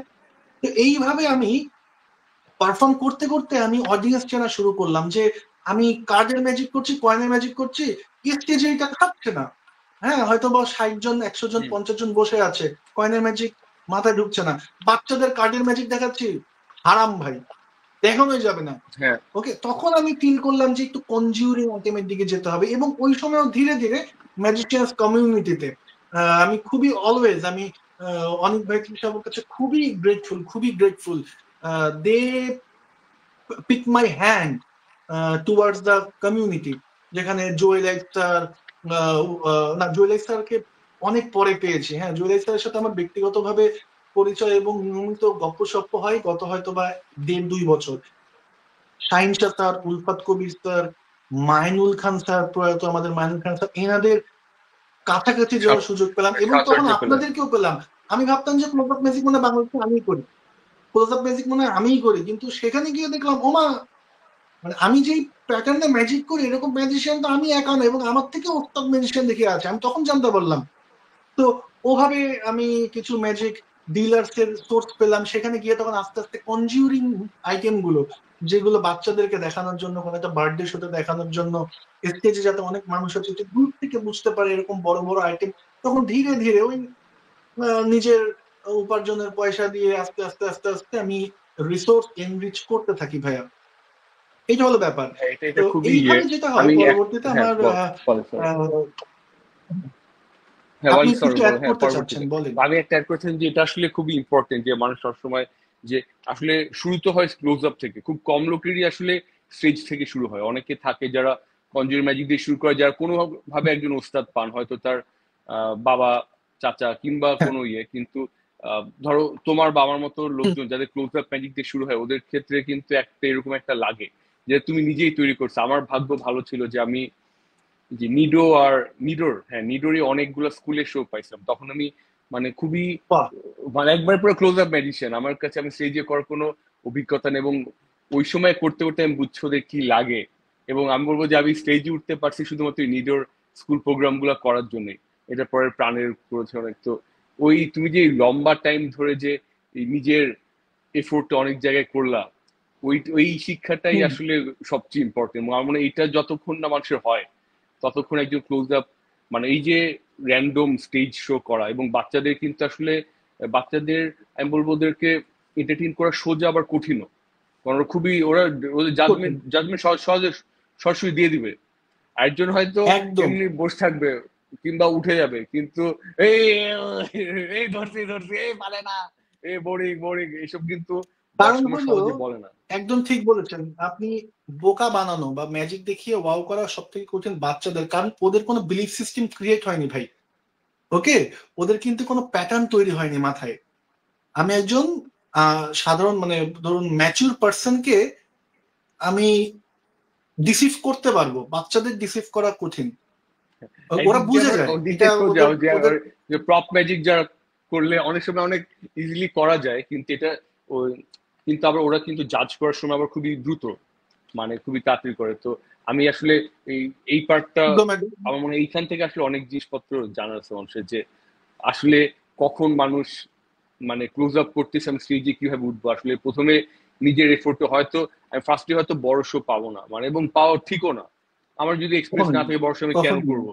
তো ওই আহ, এই এটা একটা ওয়ে যে কিভাবে সে নিজের স্কিলটা একটু ধারালো করবে।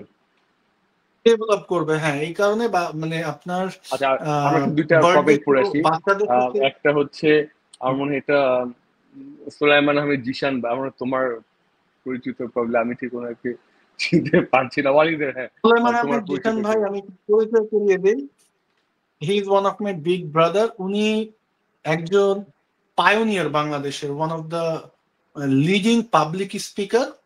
লিডিং পাবলিক স্পিকার এই কারণে বলবো কারণ ওনার একটা মানে উনি শুধু নিজে, অনেকে আমরা যে আপনি একটু আগে যেটা বললেন ভাই, হ্যাঁ যে মানে আহ, আমি সবকিছু করব বা আমি এটা পারি, আমি কি হনুরে, এরকম কিছু মানুষ আছে না।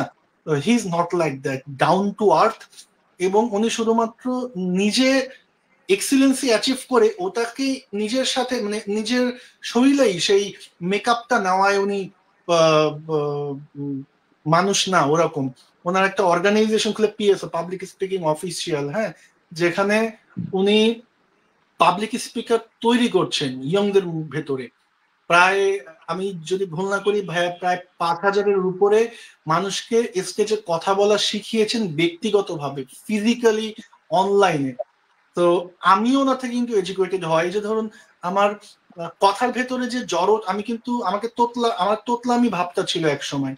হ্যাঁ, সো কথার ভেতরে যে জড়তা গুলো, এগুলো ছাড়ানোর জন্য যারা আহ কি বলা যায় এটাকে, আহ বাক শিল্প যেটা, হ্যাঁ, এই মুখের ব্যাপারে যে অনেকগুলো হি ব্যায়াম আছে। Is the master. He is the master. তো যদি ওনার তুমি থেকে বলতেছো তুই আমাদের educated হয়েছে। দুই তিনটা মুখের ব্যায়াম একটু এই বোঝা যাবে, যে বাবলা গাছে বাপ উঠে, বাবলা গাছে বাপ উঠে। হ্যাঁ হ্যাঁ হ্যাঁ। আমি একটা বলে দাও তারপর এখন কি, শুনুন, চাচা চটা চেচো না আমি শুনি চাচা, আর কি। অচাচা চটা চেচো চাচা, পাকা গাব কাঁচা গাব, এরকম এইগুলো ছোটখাটো প্র্যাকটিস। তো হি ইজ দ্য পার্সন যে এখনো পর্যন্ত বাংলাদেশের প্রথম পাবলিক স্পিকিং অলিম্পিয়াড, যেমন ম্যাথ অলিম্পিয়াড হয়, হ্যাঁ, তারপর ইংলিশের অলিম্পিয়াড হয়, বাংলাদেশের public speaking olympiad he brought it for the first time. ভাইয়া, thank you so much for joining here, thank you so much, love you ভাইয়া, আচ্ছা, লাভ ইউ। আর এদিকে তো বিপ্লব কিছু দ্যাট লিখেছে, ইজ দ্য আমি থিং। একটু পর্যায়ে, সরি, বিপ্লব আপনি বলেছে যদি যে পড়তে উনি চান ও যে পড়তে পারেন। শ্রীলঙ্কাতে, আচ্ছা হ্যাঁ পড়ি। উনি বিপ্লব বলেছে যে ওর যে শ্রীলঙ্কার মঞ্চে ও সবার নাম বলেছে, এবং যে এবং সে তোমাকে অনেক ভালোবাসে ওয়ালি। He loves R me a লট। আমরা মনে হয় সপ্তাহখানেক আগে রাত্রে 2 ঘন্টা কথা বলে মোবাইলের চার্জ শেষ করে ফেলছি। ওকে। আরেকটা হচ্ছে যে ভালোকে তো সবসময় ভাইয়া, ভালো বলে। তো বিপ্লব, থ্যাংক ইউ এদিকে বিপ্লব আমরা ভাই, থ্যাংক সবসময় ইউ। তুমি অনেক ভালো করতেছো, আমরা চাই তুমি আরো ভালো করো, এবং এদের একটা বড় ইনশাল্লাহ। সম্মান আসলে একটা বাইরে গিয়ে যে বাংলাদেশের ও ওই সেকেন্ড পেরিয়ডে বড় দেশের সম্মান, পতাকা, ম্যাজিশিয়ানদের মধ্যে এটা নামটা চলে আসে। হ্যাঁ, এই নাহলে সুযোগটা আমি অনেকে এখনো ভাবে বাংলাদেশে পাইনি। ম্যাজিশিয়ানই নাই আসলে। বল, তুমিও আশা করি আমি এরপর এখনো এই একবার সুযোগটা যাবা। পাইনি বাইরে গিয়ে দেশকে রিপ্রেজেন্ট করা। That's the ultimate thing you can. এর বাইরে এর থেকে উপরে কিছু না, একজন বাঙালি হিসেবে, বাংলাদেশি হিসেবে, যে আপনি দেশের বাইরে কোনো একটা স্টেজে গিয়ে আপনি পতাকা, ইটস নট ইজি থিং। আপনার দেশের কোনো স্টেজে উঠতে দেয় কিনা দেখেন না, অতটুকু ঔকাত্য তো বানাতে হবে ভাই। আচ্ছা ওয়াল, আরেকটা জিনিস, এই তো ব্যাপার। এরপর তো তুমি বললা যে তুমি তখন তোমার ইয়ে তোমার স্কিল গুলো হোম করলা, তারপর তুমি ওই যে অন্য ম্যাজিশিয়ানদের চিনলা, তারপর শাহিন ভাইয়ের সাথে তোমার, তুমি একটু ওই পরিচয়ের ব্যাপারটা যদি বলো, জনি কিভাবে তোমাকে বাকিদের সাথে পরিচয় করে দিল। আমি সাদ ভাই কোনটা? আগের ইন্টারভিউতে আসছে, সাদ ভাই বলো সাদ ভাইকেও যে আবার ম্যাজিকে ব্যাক করলেন, এটার পিছনে অনেকের একটা ইয়ে ছিল। তো অনেক তো মানে এক শান্ত শিষ্ট ছেলে, কিন্তু তো অনেক কিছু করেছে। তুমি যদি একটু ডিটেল বলতে আমাদের যে আসলে ইম্প্যাক্টফুল, কিভাবে হইলো এটা। হ্যাঁ, ইম্প্যাক্টফুল। আচ্ছা, ব্যাপার হলো ইয়ুথ ম্যাজিশিয়ান সোসাইটি এখনো আছে, যেটা শাহিন শাহ আঙ্কেল এটা শুরু করেন একজন উপদেষ্টা হিসেবে, এবং অনেক ভাই যেটার প্রেসিডেন্ট ছিলেন। তো সেই কমিউনিটিতে একটা প্রোগ্রামে he invited me there, and that's the first time I have got the opportunity to know my uh, fellow magicians. Okay, আপনার সাথে সাথে যদি বলেন, নাম নাম বলে খামাখা কাউকে আর ছোট করতে চাই না, হ্যাঁ, সবার থেকে অনেক কিছু শেখার সুযোগ পেয়েছে, অনেক কিছু শেখার সুযোগ হয়েছে। তো ওইভাবে শাহিন আঙ্কেলের সাথে দেখা, দেন তার অফিসে তিনি ইনভাইট করতেন, আহ, অনেক কিছু শেখাতেন। তারপর 2017 সালে আহ, উম, বাংলাদেশে একটা প্রাইভেট টেলিভিশনে আরে শাহিন নাম আঙ্কেল বলো, সমস্যা নেই, নাম ক্যারেক্টার নাও থাকতে পারে, বাট নাম শেয়ার করতে তো সমস্যা নেই, বলে দাও না। নাম, চ্যানেলের নাম বলবো? হ্যাঁ, আমি তুমি না বললে আমি বলবো, তো তুমি বলে দাও। মাই টিভি। মাই মাই টিভি, হ্যাঁ। টিভি মাই টিভিতে জাদুকর নামে একটা প্রোগ্রাম তিনি শুরু করেন। আমার মোবাইলে একদিন phone, Shahin Shah uncle sir, তখন স্যার বলে ডেকে, এখন তো কাকু, ঠিক আছে, মানে একটা পারিবারিক সমস্যা হয়ে গেছে, হ্যাঁ, পারিবারিক সম্পর্ক হয়ে গেছে, সরি। তো বললো, বলে আমি বলি, আঙ্কেল জি জি স্যার স্যার, বলছে নতুন একটা শো, আমরা একটা শো করছি তোমাদের তরুণদের নিয়ে, আমি চাই তুমি শোটা ওপেনিং করো। আমি তো কি, ও মানে টেলিভিশনে একটা programme, I will be the opener batsman, মানে লাইক আমি ন্যাশনাল ক্রিকেট টিমের একজন ওপেনার ব্যাটসম্যানের মতো ফিল পাওয়া শুরু করলাম, তামিম ইকবালের মতো, হ্যাঁ। তো 2017 সালে, না 2016 সালে ডিসেম্বর মাসে এই এপিসোড শুট, প্রোগ্রামটা শুট হয়, এবং 17 জানুয়ারিতে এপিসোড যায়। তারপর অনেক কিছু চেঞ্জ হয়ে যায় আর কি, শো পাওয়া শুরু করি। আমরা, হ্যাঁ, এই জায়গায় আমরা একটু শাহিন ভাইয়ের ব্যাপারটা আসি। শাহিন ভাই আসলে আমি জানি না অন্য লোকজন কতটা সাপোর্ট দিয়েছে, বা শাহিন ভাইকে আমি যদি অনেকের দিকেও তাকাও, বা শাহিন ভাই কিন্তু তার যারা কাছের মানুষ তাদেরকে শাহিন ভাই সবসময় সাপোর্ট দিচ্ছে। আর আমি শাহিন ভাইকে আসলে, আমি তো এমনি তো শাহিন ভাইকে কে না চিনে, কিন্তু আমিও শাহিন ভাইকে একবার ইন্টারভিউতে ডাকছিলাম, এবং তখন আমি মানে পুরা জিনিসটা বুঝতে পেরেছি শাহিন ভাইয়ের যে কর্পোরেট ওয়ার্ল্ডে শাহিন ভাইয়ের যে, এবং একজন আসলে একজন প্রফেশনাল যে জাদুকর, তার লাইফটা তো অনেকখানি কষ্ট। এটা মিউজিকের মতো এত জনপ্রিয় না যে লোকজন সব নাম জানবে, সবাই ডাকবে।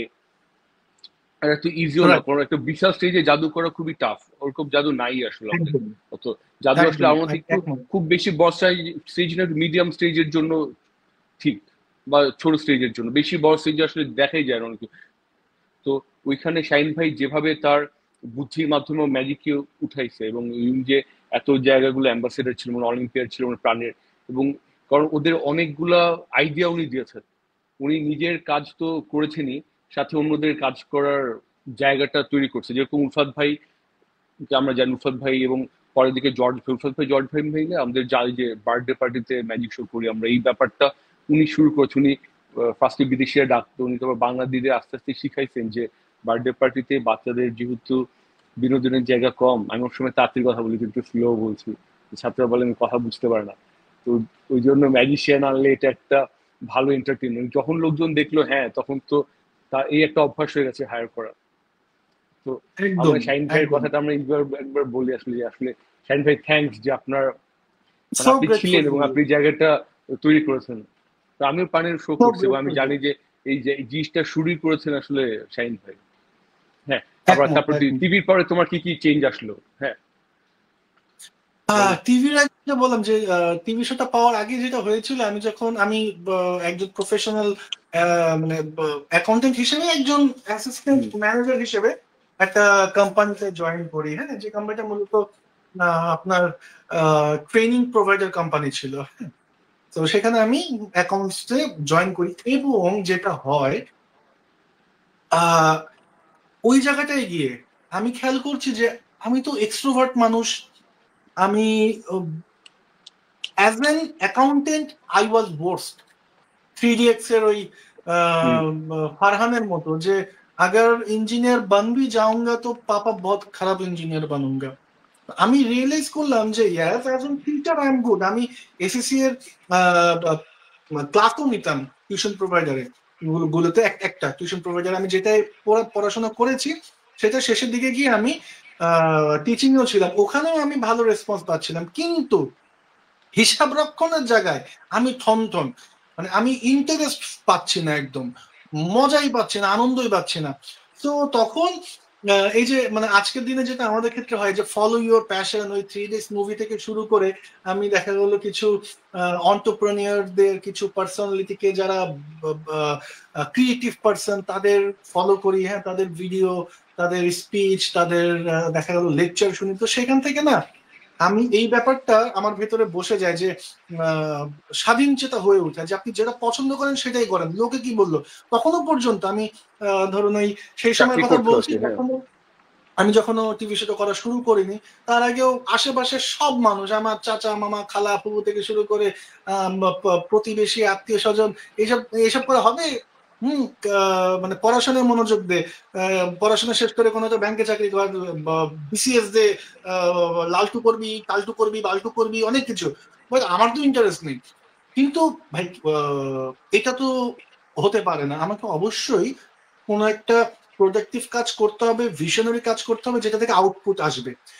এবং ওই জবটা করতে করতে আমি টিভি শো করলাম, এবং তারপরে বিভিন্ন জায়গা থেকে অল্প অল্প করে, অর্থাৎ উইদাউট এনি প্রমোশন, বা ধরুন আমি অলরেডি কিছুটা আমি পরিচিত হয়ে গিয়েছি, ফেসবুকে কোনো ইভেন্টের মানুষজন হয়তো বা অ্যাড হয়েছে, কোনো ইউনিভার্সিটি কেউ অ্যাড হলো, এখান থেকে কোনো একটা কোম্পানির কোনো হয়তো বা যারা বার্থডে শো তো করে, অথবা কোন একটা ইভেন্ট অর্গানাইজ করে, এরকম কিছু পার্সোনালিটির সাথে ফেসবুকে হয়তো বা কানেক্টেড।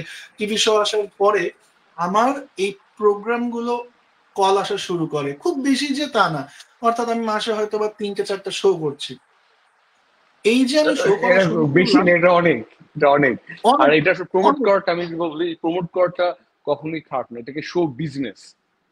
এই রাইট, লোকজন একটা ম্যানেজার এই জন্যই রাখে, মানে এখানে লজ্জা পাওয়ার কিছু নাই। আমাকে মানে মোটেও তুমি না। কতটা ভালো এটা লোকজন তো জানেও না।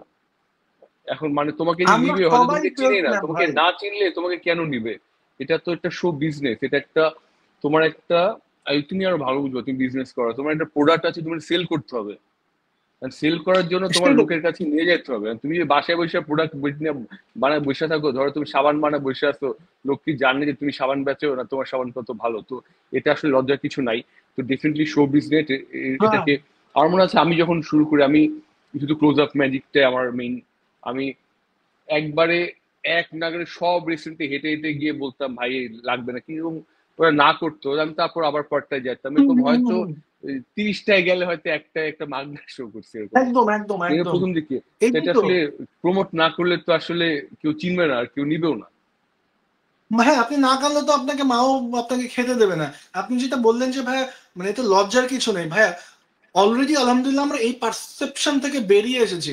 মানে লজ্জা না ভাই, আপনাকে যেতে হবে। We all are salesman. কোনো একজন ডাক্তারও হুম। যদি হয়, কে একজন মেডিকেল প্রফেশনাল আছে, he is also sales person. তাকে তো তাকে সেল করতে হবে। একজন ডক্টর কিন্তু সে যখন প্রাইভেটে সার্ভিস দিচ্ছে, দেখবেন এখন ডাক্তাররা অনলাইনে প্রমোশন করে, তাই না? আপনাকে তো মানুষের কাছ পর্যন্ত পৌঁছাতে, আপনি যে কোনো প্রফেশনে থাকুন না কেন।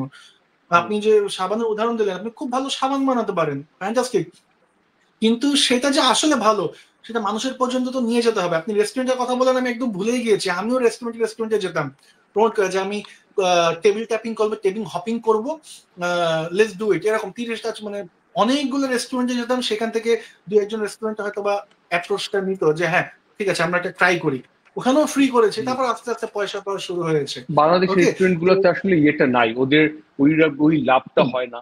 আর যেটা হয় যে অনেক যে বুফে থাকে, বুফেতে আসলে যেহেতু বাঙালি খাবারই এমনি এমনি খাবো, তো আমাদের তো ওদের হ্যাঁ, হাত ইউজ করতে হয়, তো ওইরকম জায়গা খুবই কম, আর রেস্টুরেন্টের লাভও ওইরকম না আসলে। কম না ভাই, এটা একটা অপরচুনিটি, আমি sorry to cut you, this is an opportunity যে ধরুন আপনি বলতেছেন যে আহ, আহ, একটা বুফেতে সবাই তো খাচ্ছে, ওখানে আপনি কি ম্যাজিক দেখাবেন?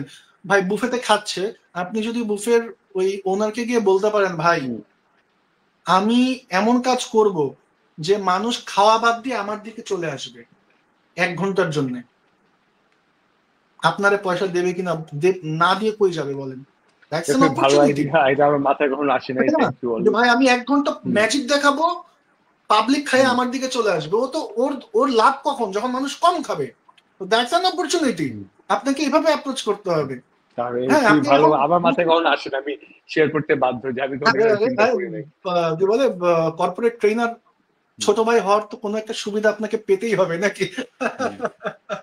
তো না খুবই এটা লজ্জা নেই, এটা ভালো আইডিয়া, অপরচুনিটি হ্যাঁ। ভাই, আপনাকে সেল করতে হবে, we all are sales person. আমি যাই করি না কেন, আমি আর্টিস্ট হই বা আমি একজন ইঞ্জিনিয়ার হই বা আমি অন্টারপ্রেনার, মানে আমাকে মানুষের কাছে পৌঁছাতে হবে। 100 জনের কাছে গেলে তো সেখানে গিয়ে আমি হয়তো বা 2 জন পাবো, 10 জন পাবো, এবং পরবর্তীতে আমার কোয়ালিটি সার্ভিস দিয়ে আমাকে সাস্টেন করতে হবে। That's the challenge, I believe. বুঝতে পেরেছেন? তো এটা হলো ব্যাপার।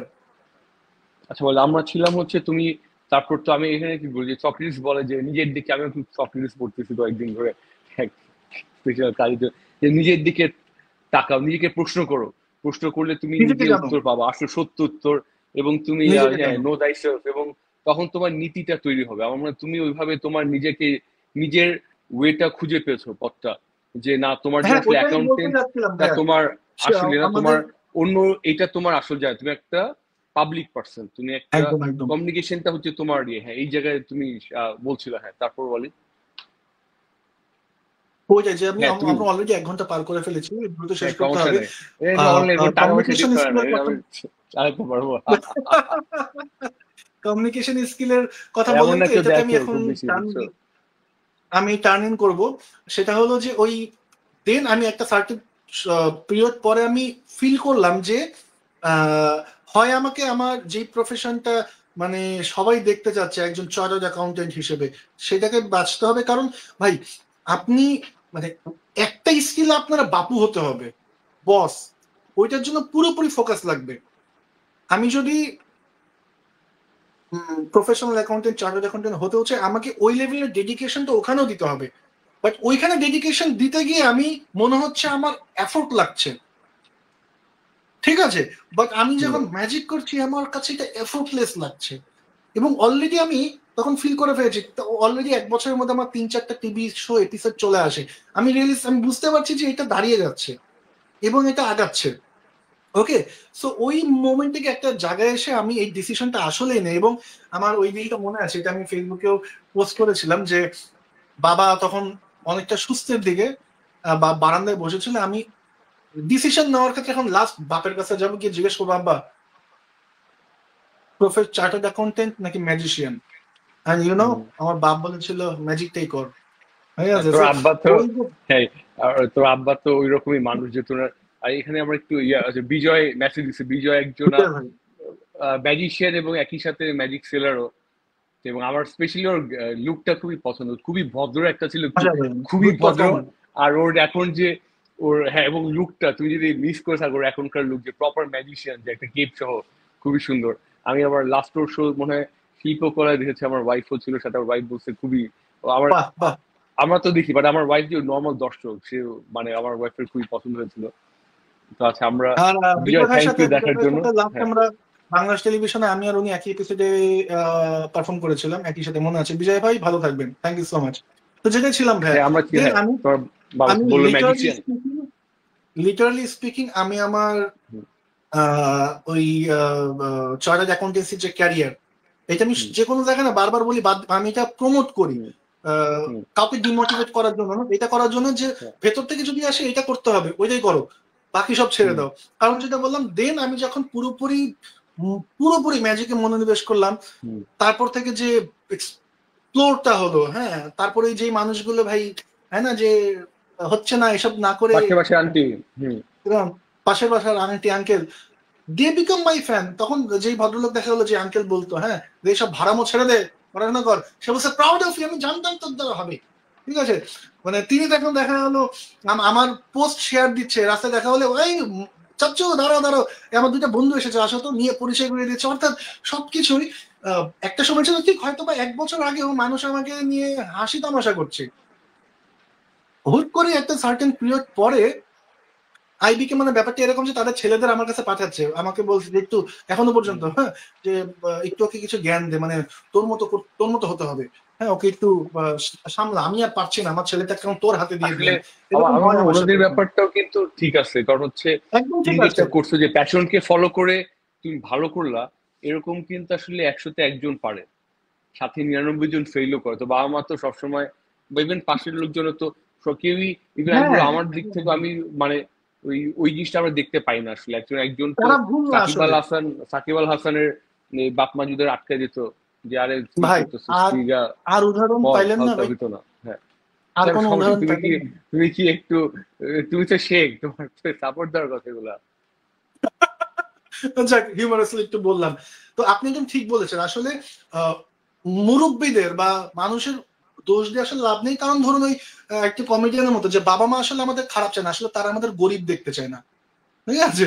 কারণ তারা মনে করে এই হ্যাঁ তার একটা সেফ চাকরি জীবনে, সেফ লাইফ চাই আমাদের জন্য, এবং হ্যাঁ হ্যাঁ পাশে হ্যাঁ, লোক যদি সবসময় সিকিউর, খারাপ তার ওনারাও আসলে একটা সেফ লাইফ।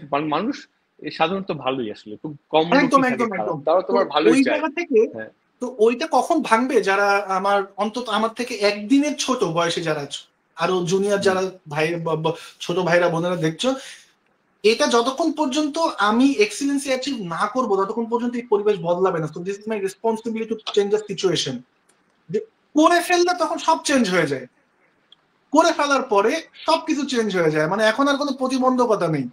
হুম। হুম। এখন ব্যাপারটা এরকম যে আর কোথায়, আর কি কি করতে পারিস তুই সেটা বল, কি প্ল্যান, আর কোথায় উঠবি, ব্যাপারটা এরকম। তো এটার জন্য ধৈর্য লাগবে, মানে খুব খুব খুব, মানে কোমরের জোর লাগবে ভাই, মুরদ লাগবে, মুরদ শব্দ হ্যাঁ, এটা অওকাত আসলে হিন্দিতে বলে না, মূল, এবং সাথে অওকাত আমি বলবো যে চাইয়ে রে। ভাগ্যও লাগে। আমরা যদি একটু ইয়েতে আসি, ওয়ালি, যে আমি আমি কি যেহেতু করে ব্যাপারটা দিন জানি, তুই বুঝবেন, যে রাত তোমার 12টা বেজে যে যাবে ভাই। চাকরিটার, সমস্যা নাই, তোমার চাকরিটার ক্ষেত্রে তুমি তো তারপর মনে হয় বিজনেসের একটা অফার পাইলা তোমার এক কলিগের থেকে, হ্যাঁ মানে এটাও একটা বড় কারণ। মানে আমি exactly। বলবো যে এখানে শুধু তোমার ইয়ে না, এখানে একটা ভাগ্যের ব্যাপার থাকে। তুমি তোমার সবকিছু, আর তুমি যেটা হয়তো বলতে ভুলে গেছিলা, যে তুমি যখন ওই কোম্পানিতে ছিলা, তুমি তখন যদি তাদের অ্যাকাউন্টেন্ট ছিলা, তুমি তাদের মার্কেটিং পার্টটা দেখতে যেতা, কারণ তোমার ওই হ্যাঁ পাবলিক হ্যাঁ রিলেশনটা ভালো লাগতো। হ্যাঁ, হ্যাঁ, যে কারণ আমি এবং তুমি ওইটাই পারি, কমিউনিকেটটা আমি করতা। হিসাব নিকেশ, ভাই স্বাভাবিকভাবে একটা আমার অ্যাকাউন্টেন্টের কাজ একদম সন্ধ্যের দিকে, মানে 4টা থেকে 7টা-8টার মধ্যে আমার কাজ।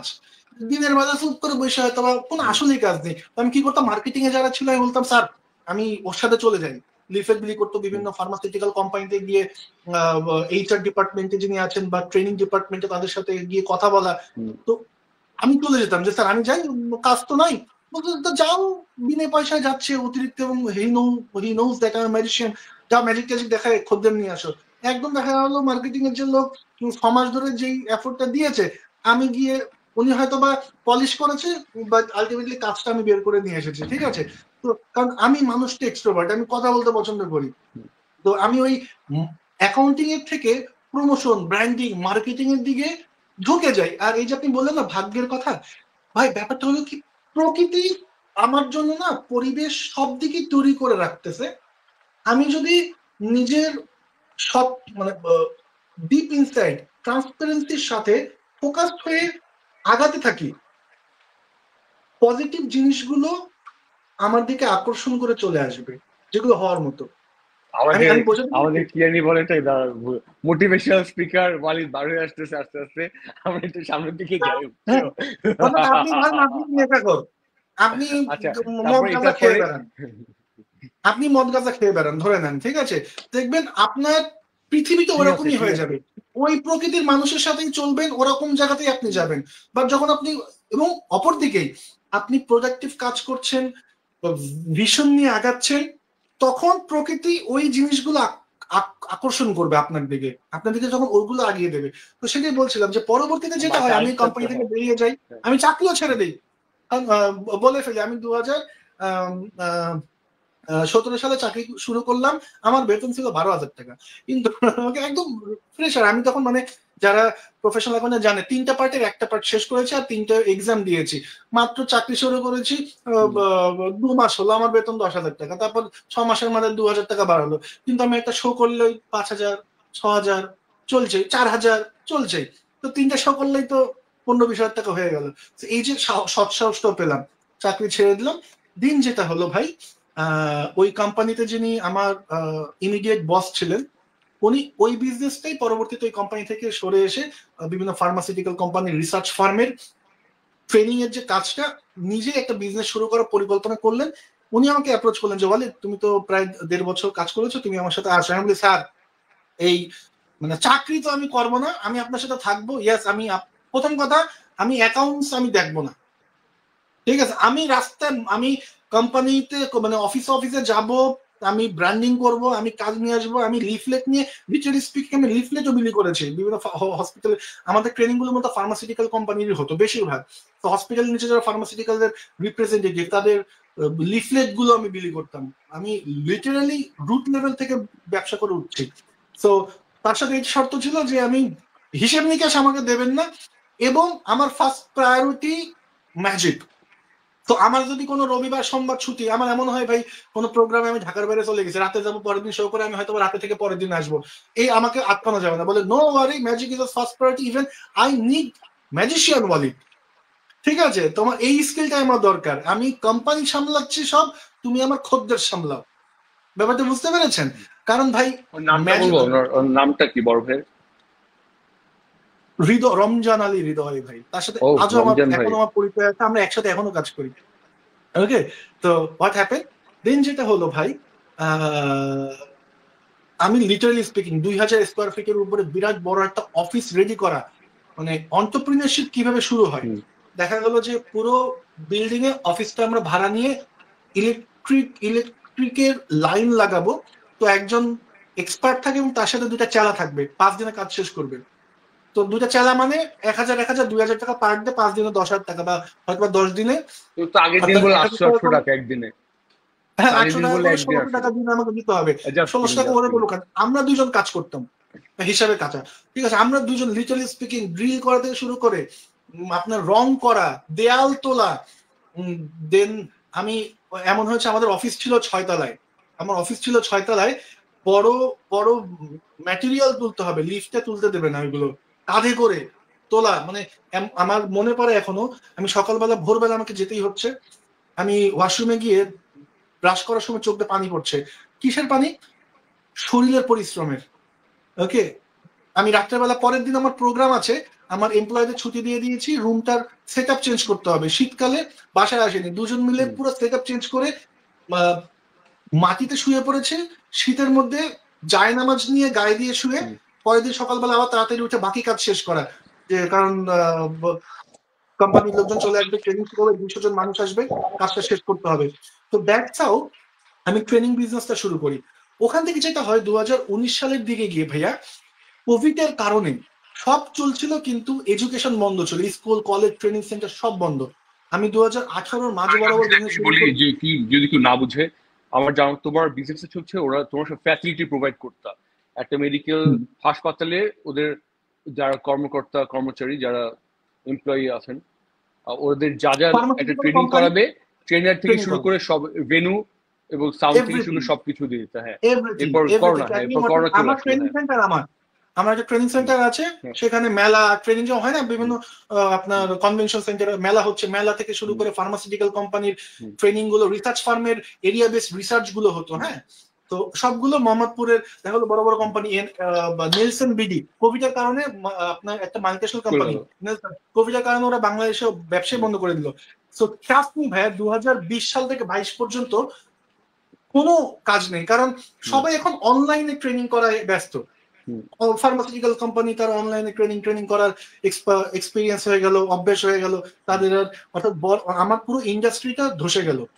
ওকে, সেই সময় আমাদের এন্টারটেনমেন্ট ইন্ডাস্ট্রিতে অনেক লস হয়েছে, তাই না? পারফর্মাররা শো তো নাই। ওকে, সো ওই সময়টায় ভাইয়া এই যে আপনি ভাগ্যের কথা বললেন, আমার আরেক বড় ভাই বিড়ি বন্ধু, হ্যাঁ, সাইদুর রহমান ইয়ান, আমি যে অফিসে বসে আছি আপাতত যে দুজন মিলে আমি আমার কনসালটেন্সি বিজনেসটা রান করছি। সো তিনি লন্ডন ইউনিভার্সিটি অফ লন্ডন থেকে এলএলবি কমপ্লিট করে তিনি ইউকে তে যারা ব্যাচেলার মাস্টার্স রিসার্চ পিএইচডি প্রোগ্রামে যেতে চায় তাদেরকে তিনি পার্সোনালি সার্ভ করতেন, প্রসেসিং গুলো করে দিতেন, একদম ভিসা প্রসেসিং। এবং ইউনিভার্সিটি আমাদের স্টুডেন্টদের থেকে কোনো কমিশন আমরা নেই না এখনো, কারণ ইউনিভার্সিটি আমাদেরকে ডিরেক্টলি পে করে, আমরা ইউনিভার্সিটির ডিরেক্ট পার্টনার। সো পার্সোনাল তিনি ওই সার্ভিস গুলো দিতেন। উনি মনে করলেন যে আমি এখন এই বিজনেসটা শুরু করি একটা অফিস দিয়ে। তো উনি কনসালটেন্সির আইডি ওনার কাছে আছে, বাট অফিস দাঁড় করানো, খেয়াল করেন, যে আমাকে বলছে বলে দেখো তো অফিস নেমু, অফিসটা মানে সাজাই তুলবো কেমনে, রং টং, তারপরে দেয়াল এই গ্লাস পার্টিশন তুলতে হইবে, কি করা যায়? বলে ভাই আপনার ওস্তাদ বসে আছে আপনার সামনে, 2000 স্কোয়ার ফিটের অফিস একা হাতে দাঁড় করানো কাইন্ড অফ, আর আপনার ছোট একটা 10,000 টাকার একটা রুম নিয়ে শুরু করে, এটা ব্যাপার আমার কাজ। দেন আমি ওই দিনের বেলা আমার ওই বিজনেসটা দেখতাম, সন্ধ্যার পর ওনার সাথে নিয়ে এই টেবিল চেয়ার কেনা, কম্পিউটার এসি টেসি ফিট করে উনি ব্যবসা শুরু করলেন। মানে উনি ওনার সাথে আমার প্রায় 2014-15 সাল থেকে পরিচয়, যে বিড়ি বন্ধু একসাথে। বললাম না যে ওই আমার ম্যাজিকের কারণে 4 দোকানের থ্রু আমার বিরাট, বলে না যে পৃথিবীর সব থেকে বড় বড় আইডিয়া গুলো 4 দোকান থেকে হয়, ঠিক ওরকম। তো আজকে যার সাথে আমি সহ উদ্যোক্তা হিসেবে কাজ করছি, ওভাবে তার সাথে পরিচয়। ঠিক আছে, যদি ভাই এখনো বিড়ি খাই, আমি খাই না, উনি আবার ইউকে তে আছেন এখন। অর্থাৎ পরবর্তীতে যেটা হয়, কোভিড এর সময় আমার ওই বিজনেসটা একদমই লসের দিকে চলে যায়। তাও 2 বছর লস কিনেছিলাম আমরা, যে বিজনেস আসলে বন্ধ হয়ে গেছে। 2023 সালে আমি বন্ধ করে দিই। কিন্তু 19-এর দিকে, 20 সালের শুরুর দিকে ভাইয়া বিজনেস করতে করতে তারপর দেখা গেল উনি ডিজিটাল মার্কেটিং জানেন না, আমাকে বলে একটা পেজ খুলতে হবে। আমার ক্যারিয়ারে যেন প্রতিষ্ঠানের লোগো থেকে শুরু করে ওয়েবসাইট আমি নিজের হাতে নিজেই বানিয়েছি। আপনার ডিজাইনিং সব আমি করতাম, রাত্রেবেলা এসে কম্পিউটারে বসে ডিজাইন করে দিয়ে দিতাম, ভাই পারে না আমি করে দিচ্ছি, কোনো রকমের কোলাবোরেশন নাই। দেন উনি বললো, উনি ওনার মাস্টার্স প্রোগ্রামে উনি সাউথ ওয়েলস ইউনিভার্সিটিতে উনি অ্যাপ্লাই করলো, অ্যাডমিশন হয়ে গেলো, ক্যাশ ইস্যু হয়ে গেল, ভিসা হয়ে গেছে। বলে 6 মাস ব্যবসা করলাম, আমার ভিসা তো হয়ে গেল, মানে প্ল্যান তো এটাই বাইরে যাওয়ার, তাহলে কি করি, ব্যবসা বন্ধ, মানে এটা তুমি কি ধরতে পারবে, কারণ তুমি তো কনসালটেন্সি পারো না। আমি বলি ভাই আপনি চলে যান দেশে, আমি দেখছি কনসালটেন্সিটা, অর্থাৎ স্টুডেন্টদেরকে অথেন্টিক এবং আপডেটেড ইনফরমেশন আপনি দিতে পারবেন। ইনিশিয়ালি আমি আপনাকে ট্রেন আপ হয়ে নেব, অফিস সামলানো আমার জন্য 2 টাকার কাজ।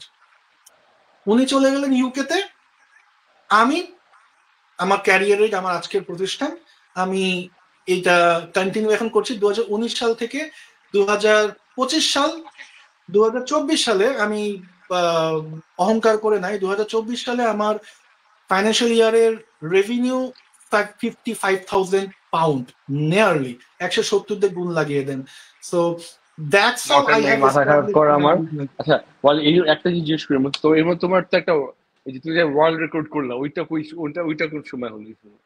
ও এটা 2022 সালে মাথায় আসলো যে হ্যাঁ হ্যাঁ কয়েন আমি যে শুধু এইসব দেখাচ্ছি এখন, বুঝছো তুমি একটু আপনিও আপডেট দেখাও। করেন ভাই, আপনি তো করছিলেন। তো এই এটা হ্যাঁ, আমি এটা কাহিনীটা আমি বলি। আমার কাহিনী হচ্ছে, আমি এটা ইউনিভার্সিটিতে পড়ি এবং আমি এতবার ফেলতাম কয়েন, মানে মানুষ সব বিরক্ত হয়ে গেল। আমি ক্লাসের মধ্যে হাঁটে লোকজন সিগারেট খেয়ে আমি তাকায় থাকি, মানে দাঁড়ায় থাকি সাথে, সব সময় আমি এই জিনিস করতে, এবং এতবার পরে অলওয়েজ। হ্যাঁ, আরে আমি রাতের বেলা করতাম, তো আমার নিচে আমার ফুপুরা থাকে, রাতের বেলা করতে করতে মাটিতে পড়তেছে, রাতের বেলা পড়া মানে শব্দ, নিশ্চলের যিনি আছে ওনারা কিন্তু ঘুম ভেঙে দেবো, সকালবেলা হ্যাঁ ম্যাজিক করবি, দিনের বেলা এবং আমার হচ্ছে আঙ্কেল মাইকেল ড্রিম যে ম্যাজিকটা আছে আঙ্কেল করতো, এবং আন্টি তখন খুব বিরক্ত হইতো, যে কারণ টং টং টং টং টং টং শব্দ হয়, তো অনেক শব্দ। আঙ্কেল বলতে ধরো একটা কাপড় দিয়ে কাপড়ের উপর করতো, আর কয়েন। আচ্ছা, এটার ক্ষেত্রে আসলে তোমার বাহ, ম্যাজিকের কি কাহিনী হইল এই সময়, তোমার কি কি তুমি তখন তো এখন তোমার যেহেতু নিজের বিজনেস শুরু করলাম, তো ম্যাজিকে হুম। কি কি চেঞ্জ আসলো, কারণ তারপর আমরা তোমার পরের লাইফটা আসবো, তো ম্যাজিকে কি কি ডেভেলপমেন্ট শুরু হলো তোমার ওই সময়, ডেভেলপমেন্ট বলতে ভাই আমি স্টেজে, আপনি বা এবার এভলিউশন ওইটা যেটা বলে যে বলো। আপনি বললেন না যে ওয়ালিদ হ্যাঁ তুমি স্টেজে খুব মানে স্বাচ্ছন্দ্য বোধ করো বললেন না, হ্যাঁ তো এটার কারণ হলো I am always acting on as stage. Myself, always এটা মানে এটা খুবই, আপনি হ্যাঁ যখন আমি আপনি যখন কিছু প্রিটেন্ড করতে যাবেন, হ্যাঁ হ্যাঁ ম্যাজিক তো অভিনয়, লোকানোর অভিনয়, হুম, জয়লাল স্যার বলেন, বাট ওইটা না অটো পাইলট হতে হবে ভাই। ধরেন আপনি রোপ হুম, ট্রিক করতেছেন, আপনি ওখানে মুভ গুলো করছেন, এই ব্যাপারে যদি কনসাস থাকেন, প্র্যাকটিস হবে না, হুম, তার মানে আপনি কনসাস থাকতে হুম, হবে, হলো কি না হলো না, এটা কিন্তু ভাই অটো পাইলটে চলে আসতে হবে, যে মারবো হুম, ট্রিকটা হয়ে যাবে, শিওর শট। ধরেন আলাদা আপনি বুঝতে পারবেন, হয়তো আমি রোপ ধরে আছি হুম, দুটো, কিন্তু সবাই দেখছে একটা, হ্যাঁ, একটা মুভ, এটা একদম অটো পাইলটে যখন উঠে যাবে, অর্থাৎ আমি চোখ বন্ধ করেও যখন হুম, করব মিস হবে না, ওই সময়টা এটা আর ট্রিক থাকতেছে না, ওইটা যখন ম্যাজিক হলো, then you can be yourself. যে এখন আমি এটাকে হ্যাঁ, যেভাবে আমি আমার প্রেজেন্টেশনটা আমি একটু হিউমারাস করতে চাচ্ছি, নাকি হুম। আমি একটা কর্পোরেট ট্রেনিং এ এটা দিয়ে আমি কোনো এডুকেশন দিতে চাচ্ছি, আমি যে এই তিনটে দুইটা জিনিস আলাদা অ্যাড করি। আলাদা লই। তুমি এটা একটা জিনিস বললে যে এটা প্র্যাকটিসের ফলে যে যে তুমি যে অটো পাইলট মোডে চলে যাওয়া, শুধু এটার সময় এনজয়, তখন তুমি এনজয় করা শুরু করো জিনিসটা। রাইট, এটা ছাড়া রাইট। আরেকটা জিনিস হচ্ছে পার্সোনালিটি, যেটা বললো যে অনেকে কিন্তু একটা ফেক পার্সোনালিটি স্টেজে নিয়ে আসে, হুম, হুম, হুম। যে অনেক দাঁড়া বুঝে গেল, তো হ্যাঁ, কিন্তু বুঝতে পারছি মানে এসবই। মানে অনেক হ্যাঁ, অনেক হয়তো অনেক জ্ঞানী ইয়ে করলো, কিংবা আমি হয়তো লোকটা অত আহ সবাইকে সমানভাবে দেখি না, কিন্তু হুম, আমি খুব ওইরকম অ্যাটিটিউড করলাম, কিংবা আমি হয়তো এই আমি এখন থাকি হচ্ছে গ্রামে, সত্যি কথা, বড় হচ্ছে পুরান ঢাকায়, মানে গিয়ে আমি ভাবসাব মারতেছে, আমি বাড়ি ধারা গুলশানে জন্ম হয়েছে, আমার 14 গোষ্ঠী বাড়ি ধারা বর্ণিতে তাই করছে, তখন আমি ওই অ্যাকসেন্টে কথা বলা শুরু করলাম, ওইটা কিন্তু একদম ফেক অ্যাকসেন্ট, একদম মানে তখন কিন্তু মানুষ ব্যাপারটা বুঝে। আবার আমি ধর ফানি না, কিন্তু আমি একদম ঠিক এক বলেছেন। করতেছি ফানি, আমি কিন্তু এমন সব জোক পিক করবো যেগুলো আসলে অত ফানি না, তো আমার কাছে মনে হচ্ছে ফানি, আমি তো আসলে বেসিকলি মানুষ হিসাবে হিউমারটা নিতে পারতেছি না, কিন্তু আমি যদি হ্যাঁ, যখন তো নিজের কাছে যেটা একটা হচ্ছে পার্সোনালিটিটা, নিজের পার্সোনালিটিটা স্টেজে রাখা, হুম, যার আমি একটা ভীতু আর একটা লাজুক খাই, আমি স্টেজে গেলে ও এমনি ভীতু লাজুক থাকে, তো আমার এক্সট্রা কিছু করতে হয় না, আমি এমনি ভয় থাকি। আরেকটা হইতেছে বাহ, যে তুমি যেটা বললা যে প্র্যাকটিস করে করে তখন মানুষের কমফোর্ট জোনে আসা, আমি শুধু মানে একটুখানি ভেঙে দিলাম দুইটাকে, কারণ আসলে আমার দুইটার মধ্যে একটু পার্থক্য অসাধারণ। আছে। হ্যাঁ, হ্যাঁ, হ্যাঁ, আচ্ছা, হ্যাঁ। হ্যাঁ ওয়ালিদ, তারপরে হ্যাঁ এটা আর তুমি অনেক স্টেজে কাজ করো, এটা মানে একটা বড় যে তুমি স্টেজে ইয়ে করো এত মোর দেন কমফোর্টেবল হওয়ার জন্য। 500 500 মানে 100 পরে হিসাব রাখি নাই, বাট আই নো হুম, 500 পার হয়ে গেছে, 500-700 তো হবেই। স্টেজে বিভিন্ন ইউনিভার্সিটি, বাংলাদেশের এমন কোনো প্রাইভেট ইউনিভার্সিটি না যেখানে আমাকে নট অনলি মানে এখন ইউনিভার্সিটি গুলোতে হুম, পারফর্মার না, আমাকে no keynote speaker, guest speaker হিসেবে হ্যাঁ আমাকে ইনভাইট হ্যাঁ। করে। হ্যাঁ, আচ্ছা, যেটা আমি কারণটা তো বলি ওই আপনি জায়গায় আছি। বললেন যে আর ম্যাজিকটা, হ্যাঁ আচ্ছা ম্যাজিকটা বলি তারপর এটা আসি, আমরা এটা আসবো বুঝছো, আগে প্রশ্ন ম্যাজিকটা। করেন, হ্যাঁ প্রশ্ন করেন। হ্যাঁ, বলছে তোর ম্যাজিক এভলিউশনটা ওই সময়, তুমি তো এখন তো, এখন তো তুমি চাকরি না, তুমি একটা প্রফেশনাল ম্যাজিশিয়ান এবং ব্যবসায়ী হয়েছো, তাহলে জি, ম্যাজিক এভলিউশনটা কি হলো আসলে, ঠিক ডেভেলপমেন্ট বলবো না, যে এভলিউশন, যে কি কি তো চেঞ্জ আসলো, কি শুরু করলা। আম ইভলভিং ডে প্রতিদিন, ইভেন আজকেও আমি কালকে থেকে অনেকটাই উন্নত করছে, এটার জন্য কাজ করি প্রতিনিয়ত। তো নিয়মিত আমি একই ম্যাজিক দেখা গেল, ওইটাই আমি কোনো একটা বাচ্চাদের প্রোগ্রামে কাজ করছি, বাচ্চাদের প্রোগ্রামে পারফর্ম করলাম, সেখানে আমি হয়তো একটা রোপ ট্রিককে হুম, ম্যাজিক্যাল ওয়েতে উপস্থাপন করলাম। অপরদিকে যখন আমি কোনো কর্পোরেট প্রোগ্রাম করছি, তখন আমি তিনটে ছোট, বড়, মাঝারি রোপকে তিনটে আলাদা ডিপার্টমেন্টের সাথে তুলনা করছি। আমাদের Kazi Mahmed sir, the pioneer of soft skill, না উনি লিডারশিপের বাপু, ঠিক আছে। তো উনি বললো বলে তুমি আমার বিআইএম হুম, একটা গভর্নমেন্ট অফিসারদের ট্রেনিং এ উনি আমাকে as a keynote speaker invite করলেন, একটা ছোট স্লট দিলেন ওনার পুরো ট্রেনিং এর ভিতরে, যেখানে আলাদা আলাদা ডিপার্টমেন্টের মানুষ আছে, তাদেরকে তাদের ভেতরে ইগো ক্লাশ হয়, কেউ কাউকে বড় ভাবছে, কেউ কাউকে ছোট ভাবছে, কোলাবোরেশনটা হচ্ছে না। So I want please do the rope trick, that someone thinking that I'm a little bit bigger hmm, than them, I'm small, okay, so ওখান থেকে তুমি যে দড়িগুলোকে এক করে ফেলো, ওনার কথা বলে ধরনের এরকম, হ্যাঁ, তো সবাই সমান হয়ে গেল, তারপর সবাই সমান থেকে সব এক হয়ে গেল। এটা তুমি ম্যাজিক দিয়ে করতে পারবে, এমন কোনো ব্যাপার? ওকে, তো যখন আমি কর্পোরেট প্রোগ্রাম করছি, তো রোপ ট্রিকটা আমি তখন তোমার তিনটে আলাদা এটা হলো যে তোমার ম্যাজিকটা, তোমার ম্যাজিকটার, আমি জানি তুমি আরো অন্য টাইপের ম্যাজিক শুরু করছো যতক্ষণ, যে মেন্টালিজম স্পেশালি, বাট তোমার সাথে স্টোরি টেলিংটা, ম্যাজিকের প্রেজেন্টেশনটা তুমি বিভিন্ন জায়গায় বিভিন্নভাবে অ্যাপ্লাই করা শুরু করলে, এটা তোমার কাছে এটা হচ্ছে তোমার সবচেয়ে বড় এভলিউশন, যখন তুমি ঠান্ডা মাথায় ম্যাজিক নিয়ে চিন্তা করতে পারলা। আচ্ছা, হ্যাঁ, মানে ওখানে ম্যাজিক হচ্ছে না, ওখানে একটা এডুকেশন হচ্ছে, এন্টারটেইনমেন্ট এডুটেইনমেন্ট হচ্ছে। হ্যাঁ, দ্বিতীয় ব্যাপার হলো মেন্টালিজম এবং হিপনোসিজম নিয়ে ভাই গত 5 বছর ধরে আমি সমুদ্রে ডুব দিছি, আমি ডুবে মরেও গেছি ভাই। এখন আমি আমি ইনফাইনাইট হয়ে গেছি, আমার মানে লিটারালি আমি ফিল করি যে এত কিছু এত কিছু। সো যেটা হলো যে হাউ টু ইনফ্লুয়েন্স পিপল, যে বলে না যে কথা দিয়ে মানুষকে নিয়ন্ত্রণ বা তুমি সেল করতে পারছো, তার মানে তোমার কথায় হয়তো তুমি হয়তো বা তোমার কমিউনিকেশন স্কিল ভালো না। ভাই, ম্যাজিশিয়ানদের থেকে বেস্ট কমিউনিকেটর পুরো দুনিয়ায় কেউ নাই, কোনো প্রফেশনে নাই, এটা আমি লিখে দিতে পারি। ওকে, মানে আমি যে কোনো একটা অপরিচিত লোকের সাথে দেখা করব ভাই, মানে সে যদি প্রেসিডেন্টও হয়, যদি তার সামনে পর্যন্ত পৌঁছানোর জন্য আমার একটা অবশ্যই পরিকল্পনা লাগবে, কোনো একটা প্রোগ্রামে থ্রু ইনভাইটেড হয়েছি, তো তার সাথে আমি হাত মেলাবো, তিনি আমার কার্ড, তার বাপ পর্যন্ত কার্ড চাবে ভাই, অহংকার করে বলছে না, দ্যাটস ফ্যাক্ট। তো এই যে কেন আমি একটা জায়গায় ব্যাক করি বলি, বুঝছো, তোমার ওই জোনে আসলে শেষ হবে না, যে আমরা আসলে মিস করে গেছি তোমার এই যে রেকর্ডের কথা একটু ডিটেইল যদি বলতা, বুঝছো, আমি সরি যে ব্যাপারটা মিস করে গেছি। রেকর্ডের ডিটেইল কিছু নাই, এই যে কয়েনটা আছে ভাই, কয়েনটা রোল করতে করতে আমি ভাবলাম যে এটার ম্যাক্সিমাম রেকর্ড কত, ঠিক আছে, পরে এটা ব্লাইন্ড ফোল্ডেড অবস্থায় মিনিটে আমি মানে 46 টাইম ঘোরানোর রেকর্ড আমার এখন ব্লাইন্ড ফোল্ডেড অবস্থায়, এখনো কেউ ভাঙে নাই। মিনিটে 46 টাইম এটা রোটেট করার, এইভাবে 1 2 3 এভাবে 46 বার মিনিটে ব্লাইন্ড ফোল্ডেড অবস্থায়। So I have made this record actually. তোমার একটু করে একটু অস্বস্তিকর, তোর কখন মনে হলো না আমি এটা রেকর্ডে ঢুকতে হবে, মানে এটা তো ডেফিনেটলি, হ্যাঁ আমি ডিটেইলি জিজ্ঞেস করি, মানে যদি তোমার সমস্যা না হয়, মানে এইসব একটু অস্বস্তিকর প্রশ্ন, হ্যাঁ আমি জানি যে কোনো প্রবলেম নেই, কোনো প্রবলেম নেই। ব্যাপারটা হলো এটা যে রেকর্ডটা যখন হয় তার প্রায় 6-7 মাস আগে আমার কাছে মনে হলো I can do it, let's do it. Practice করলাম টানা কিছুদিন, একদম এটা নিয়ে পড়ে থাকলাম 4-5 মাস 6 মাসের মাথায় আমার দেখছি আমি 50টা পর্যন্ত হচ্ছে, 50টা হচ্ছে। যদিও মেইন অ্যাটেম্পটে আমার ভিডিও পাঠিয়েছিলাম, ওইখানেও আমার 50টা ছিল, মেইন অ্যাটেম্পটে আমার 46 হয়েছে, বাট রেকর্ড হয়ে গেছে, ঠিক আছে। সো এই হলো ব্যাপার। যখন আমি মনে হলো যে আমার একটা রেকর্ডে যাওয়া উচিত। আচ্ছা, কারণ ব্যাপার হলো যে শুধুমাত্র আপনার একটা ব্যাচেলার ডিগ্রি আছে, একটা মাস্টার্স আছে, it's not enough for you, আরো অনেক কিছু জানতে হবে আপনার, কিছু আরো কিছু রেকগনিশন চাই। আমার কাছে মনে হলো মানে ওয়ার্ল্ড ক্লাস কিছু একটা কি করতে পারি, ওয়ার্ল্ড রেকর্ডই করি। এটা হ্যাঁ, কারণ হচ্ছে মানুষ আসলে পারফর্মের ক্ষেত্রে যদি সবাই একই জিনিস পারফর্ম করে, একই রকম পারফর্ম হয়, কিন্তু ম্যাজিকে সবাই একই জিনিস পারফর্ম করলেও সবাই একরকম হয় না, ডিফারেন্ট হয়ে যায়, তাহলে কিন্তু মানে প্রত্যেকে ইউনিক হতে হয়, মানে লোকজন ওয়ালিদ নাম শুনলেই ভাববে যে সে ওয়ার্ল্ড রেকর্ড ধারী ওয়ালিদ। ওইটাই আমার ব্র্যান্ড ভ্যালু আসলেই বেড়েছে, এটা ব্র্যান্ড ভ্যালুটা দরকার, মানে আমি আসলে সরি এই উত্তরটাই চাচ্ছি যে একটা দরকার প্রয়োজন এবং ইট ওয়ার্কস। ওকে, কারণ I have a world record.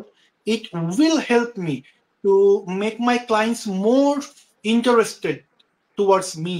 Okay, যাই তো ওয়ার্ল্ড রেকর্ড হোল্ডার কেন হবে না, কেন এটা তো হ্যাঁ, তো ওয়ার্ল্ড রেকর্ড হোল্ডার লোকের তো আমার দরকার। যেমন আমাকে এই 8 তারিখে নর্থ সাউথ ইউনিভার্সিটি একজন আমাকে গেস্ট স্পিকার হিসেবে ইনভাইট করেছেন, হয় the first world record holder magician in our country. তো দ্যাটস দ্য থিং, সকল ক্ষমতার এবং সকল প্রশংসা মালিকের, সৃষ্টিকর্তা। আমরা যদি তোমার এইখান থেকে তোমাকে একটু আমরা একটু বলি, এখানে মাইনুল ভাই বলছেন খুব পান বলতে আলোচনা খুব ভালো লাগছে। মাইনুল ভাই, আমি কিন্তু আপনার অনেকদিন ধরে খুঁজতেছি, আমি আপনাকে রেগুলার মেসেঞ্জার কল দিয়ে যাচ্ছি, কিন্তু আপনি ধরছেনই না। আপনি দেখতেছেন বা দেখেছেন, খুব খুশি হলাম, কিন্তু আপনি একটু মেসেঞ্জারের কলটা ধরেন বা আমাকে একটা মেসেঞ্জার কল দেন। আনফর্চুনেটলি আপনার ফোন নাম্বারটা আমার কাছে নাই, আমি আপনার ফোন নাম্বার জোর করে প্রবলি কল দিব। বাট মাইনুল ভাই একজন খুবই স্পেশালি ওনার স্পেশালিটি হচ্ছে ম্যানিপুলেশনে, এরকম মাইনুল ভাই একটা এক্সট্রা পরিচয় আছে। আমার প্রত্যেকটা পারফর্মার এরকম হওয়া উচিত যে তাকে বললে তার একটা জিনিস তার মাথায় আসে যে এটাই এই লোক একদম এটা। একদম। আচ্ছা ওয়ালিদ, এরপর তোমার এখান থেকে এই যে তুমি যদি নিজেকে এটার নামটা ভুলে গেছি, মোটিভেশনাল স্পিকার বলতে চাও না? আমার ওই পই পই করে মনে রাখেন না ভাই, I am not a motivation speaker. আমি আচ্ছা এখনো তুমি যখন পাবলিক আমি স্পিকার, ইয়েস। আমি বলতে পারেন সফট স্কিল ট্রেনার, আমি হ্যাঁ, কিছু স্পেসিফিক পাবলিক কাজের স্পিকার আর ব্যাপারে। কর্পোরেট ট্রেনিং, এই যাত্রাটা তোমার কিভাবে শুরু হলো তুমি এটা বলছো? আমি কোথায় কাজ করছি বলি, আমি সেলস এর সাথে related, how to influence people, ঠিক আছে, কমিউনিকেশন স্কিলের উপরে, যে কোনো একটা মানুষের সাথে কথা বলার ক্ষেত্রে শুরু কিভাবে করে শেষ কিভাবে করে একটা সেল বের করে নিয়ে আসতে হবে। হ্যাঁ, যেটা আমি বললাম যে we are the best communicator. Okay, so আপনার ইমোশনাল ইন্টেলিজেন্সের উপরে বড় বড় কোম্পানিগুলোতে প্রফেশনালদের কিন্তু এই ট্রেনিং গুলো দেওয়ানো হয়, যেটা বাই ডিফল্ট না, আসলে আমাদের অ্যাজ এ ম্যাজিশিয়ান আমাদের ইনবিল্ডে চলে এসেছে ভাই। হ্যাঁ, হ্যাঁ চলে মানে, আসে তো আসলে, কারণ হচ্ছে তো সেই জিনিসগুলো একজন হাউ টু সেল, আপনি কোনো কিছু একটা সেল করবেন, হুম, আসলে কোনো কিছু সেল করতে আপনি যদি খদ্দারের কাছে যান, আপনারা পাঠিয়ে দেবেন, না বলে ছেড়ে দিবে, সেল করা যাবে না। ঠিক আছে, তো কিভাবে এই এই জিনিসগুলোকেই আমি একটা ফ্রেমওয়ার্কে এনে একটা লাইক ওয়ার্কশপ, একাধিক কয়েকটা টপিকের উপরে, how to influence people, how to sell, okay, এরকম দুটো মডিউলস আপাতত এই দুটো টপিকের উপরে আমি কাজ করছি, যেখানে কিছু একটা বড় সড়ো মডিউল রেডি করে half day long, all day long, 2 day long, এরকম পাওয়ার পয়েন্ট স্লাইডস রেডি করে কিছু এক্সপেরিমেন্ট, আমি ওয়ার্ল্ড ব্যাংক এবং আইএফসির একটা সার্টিফিকেশন কোর্স করছি, ছোট, অর্থাৎ একটা সার্টিফাইড ট্রেনার নয়, এটা স্টার্ট আপ হলো আর কি, যাতে করে, কারণ ট্রেনিং এর জন্য দেখুন আমার তুমি যদি প্রয়োজন কি ছিল, বাট আমি এখনো কিন্তু ডেভেলপমেন্টের দিকে আসছি, পয়সা খরচ করে শিখছি, বলতা কিভাবে শুরু ট্রেনার হলো হওয়ার দিকে ওয়ালিদ? আসছি। জি তুমি যদি জি। বলতা এটা, এই যাত্রাটা শুরু হলো কিভাবে ওয়ালিদ? আচ্ছা, এই যাত্রাটা কিভাবে শুরু হলো ভাই, ওইটাই বলছিলাম যে যখন আমি বিভিন্ন কর্পোরেট প্রোগ্রামে গিয়ে মাইন্ড রিডিং, হিপনোসিজম, ওকে, ডিসিশন নেওয়ার ক্ষেত্রে ইনফ্লুয়েন্স করা, এই টাইপের ইফেক্ট গুলো যখন দেখাচ্ছি ট্রেনারদের কাছে বা অডিয়েন্সদের কাছে, আমাকে দেখা গেলো আমি ট্রেনারদের কমিউনিটিতে গিয়েও এক্সপেরিমেন্ট গুলো করি ভাই। হ্যাঁ, তো দে আর লাইক, ওয়ালিদ আমরা না এগুলো বলি বিভিন্ন উদাহরণ দিয়ে, মানুষকে আমরা জাস্টিফিকেশন দিয়ে, তাদেরকে প্রুফ করে তাদেরকে আমরা ডেভেলপমেন্টের দিকে আগাই, but you are proving this on stage, গরম গরম। সো তোমার কাছে যে টুলটা আছে এটা আমাদের কাছে নেই, মানে যাদের কথায় আমি ইন্সপায়ার্ড হয়ে আগানো শুরু করলাম, ঠিক আছে, তো তারা বললো যে তুমি ভাই প্রমাণ করতেছো এই কাজটা, তুমি একজনকে স্টেজে দেখে হিপনোটাইজ করে ওকে তুমি বলছো ওর পাও মাটি থেকে উঠাতে পারতেছে না, ওর নাম ভুলে যাচ্ছে, ও একটা ও এবিসিডি পড়তে পারতেছে না, ঠিক আছে, তো কথার খেলায় মানুষকে এই পর্যন্ত নিয়ে আসা যায়, তো কথার খেলায় কেন সেল করা যাবে না, কথার খেলায় কেন আমি আমার টিমকে ম্যানেজ করতে পারবো না, তো ইউর প্রুভিং দিস থিং, তো তুমি আসো আমাদের ইন্ডাস্ট্রিতে, এবং দে আর হেল্পিং মি। আমি যে একটু আগে দিশান ভাই আসলেন, তারপর যত ট্রেনিং ইন্ডাস্ট্রিতে আরো যত ট্রেনার আছে, আমাদের আলমাসুর রহমান স্যার, দি লেজেন্ড, সেখান থেকে শুরু করে কাজী মঈন আহমেদ স্যার, সরি ভুল হয়ে গিয়েছে, কাজী, ও মাই গড, আমি কথা বলতে বলতে না আহারে একটু কি পাজল হয়ে অবস্থা গিয়েছে। ওয়ালিদ, তুমি নামটা ভুলে গেল, আহারে কাজী ওই মঈন নামটা এখনই আহমেদ, মনে করতে হবে, ও এখনই মাই মনে গড, করতে আমি, হবে না, ঠিক মতো বলতে হবে স্যার ওয়ালিদ, আমি ক্ষমা নাহলে করে, পুরো সব ব্যর্থ, ক্ষমা চেয়ে নিচ্ছি, সব ব্যর্থ ওয়ালিদ, ভুলে সব বেরিয়ে ব্যর্থ গেছে। এরকম। আচ্ছা একটা কথা জিজ্ঞেস করি ওয়ালিদ, ওকে, তুমি যে তো যে আমাদের যে আজকাল লোকজন সবাই স্যার বলি, এর কারণ কি বলেন? কেন ভাই, ভাই কাকে, থেকে আমরা স্যারে চলে আসছি সবাই, কেন ভাই থেকে সব স্যারে চলে আসছি আমরা, এই সবাইকে ধর স্যার বলি আমরা? ও আচ্ছা আচ্ছা আচ্ছা, এটা রেসপেক্টের খাতিরে। So they are helping me a lot, আমাকে ট্রেন আপ করানোর জন্য, আমাকে নিয়মিত যত রিসোর্স প্রয়োজন হয়, যখনই কোনো প্রয়োজন হয় কল দিচ্ছি, কিছু আইডিয়া পাচ্ছি, যেন ট্রেনার হওয়ার জন্য, যে শুধু ট্রেনিং মানে শুধু কথা বলা না, অডিয়েন্সকে ইনক্লুড করা, ঠিক আছে, গ্লস বলতে GLOSS, অর্থাৎ অ্যাটেনশন পাওয়া, যে get the attention, L for link the learnings, এরকম টেকনিক্যাল ব্যাপার স্যাপার গুলো শিখে একটু নিজেকে ডেভেলপ করার চেষ্টা করছি, অফ কিভাবে করতে হয়, হ্যাঁ, ফিডব্যাক কিভাবে নিতে হবে, অডিয়েন্স আমার এডুকেশন থেকে অ্যাকচুয়ালি কিছু শিখে অ্যাপ্লিকেশন করতে পারছি কিনা, এগুলো সব ফ্রেমওয়ার্ক তৈরি করতে হয় ট্রেনারদেরকে। তো আমি আপাতত একদম কাঁচা একটা মাটির মতো এই দিকে এখন মনোনিবেশ করছি, কারণ আমার কাছে মনে হয় যেমন এইটার একটা কারণ আছে। লাস্টলি বলি, আমার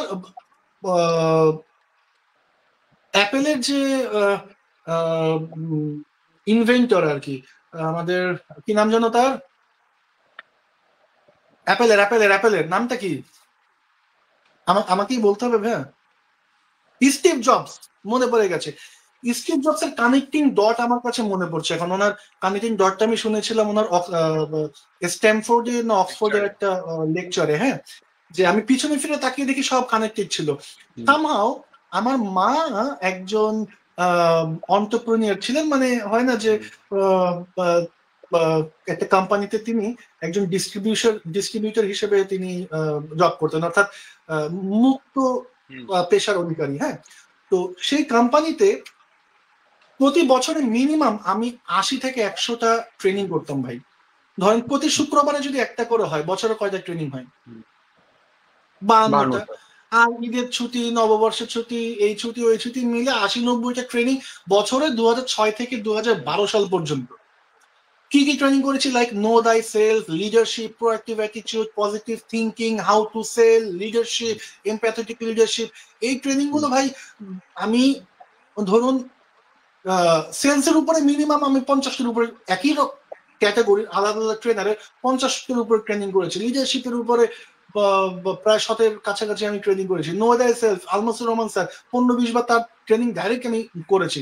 তো দেখুন আমার ইনবিল্ড ট্রেনারদের মাঝখানে থেকে হয়েছে। ছুটির দিনগুলোতে আমার বয়সী ছেলেরা কি করবে? স্কুল কলেজের ছেলেবেলার খেলাধুলা করবে, টিভি দেখবে, গেম খেলবে, আমি ট্রেনিং করতাম ভাই।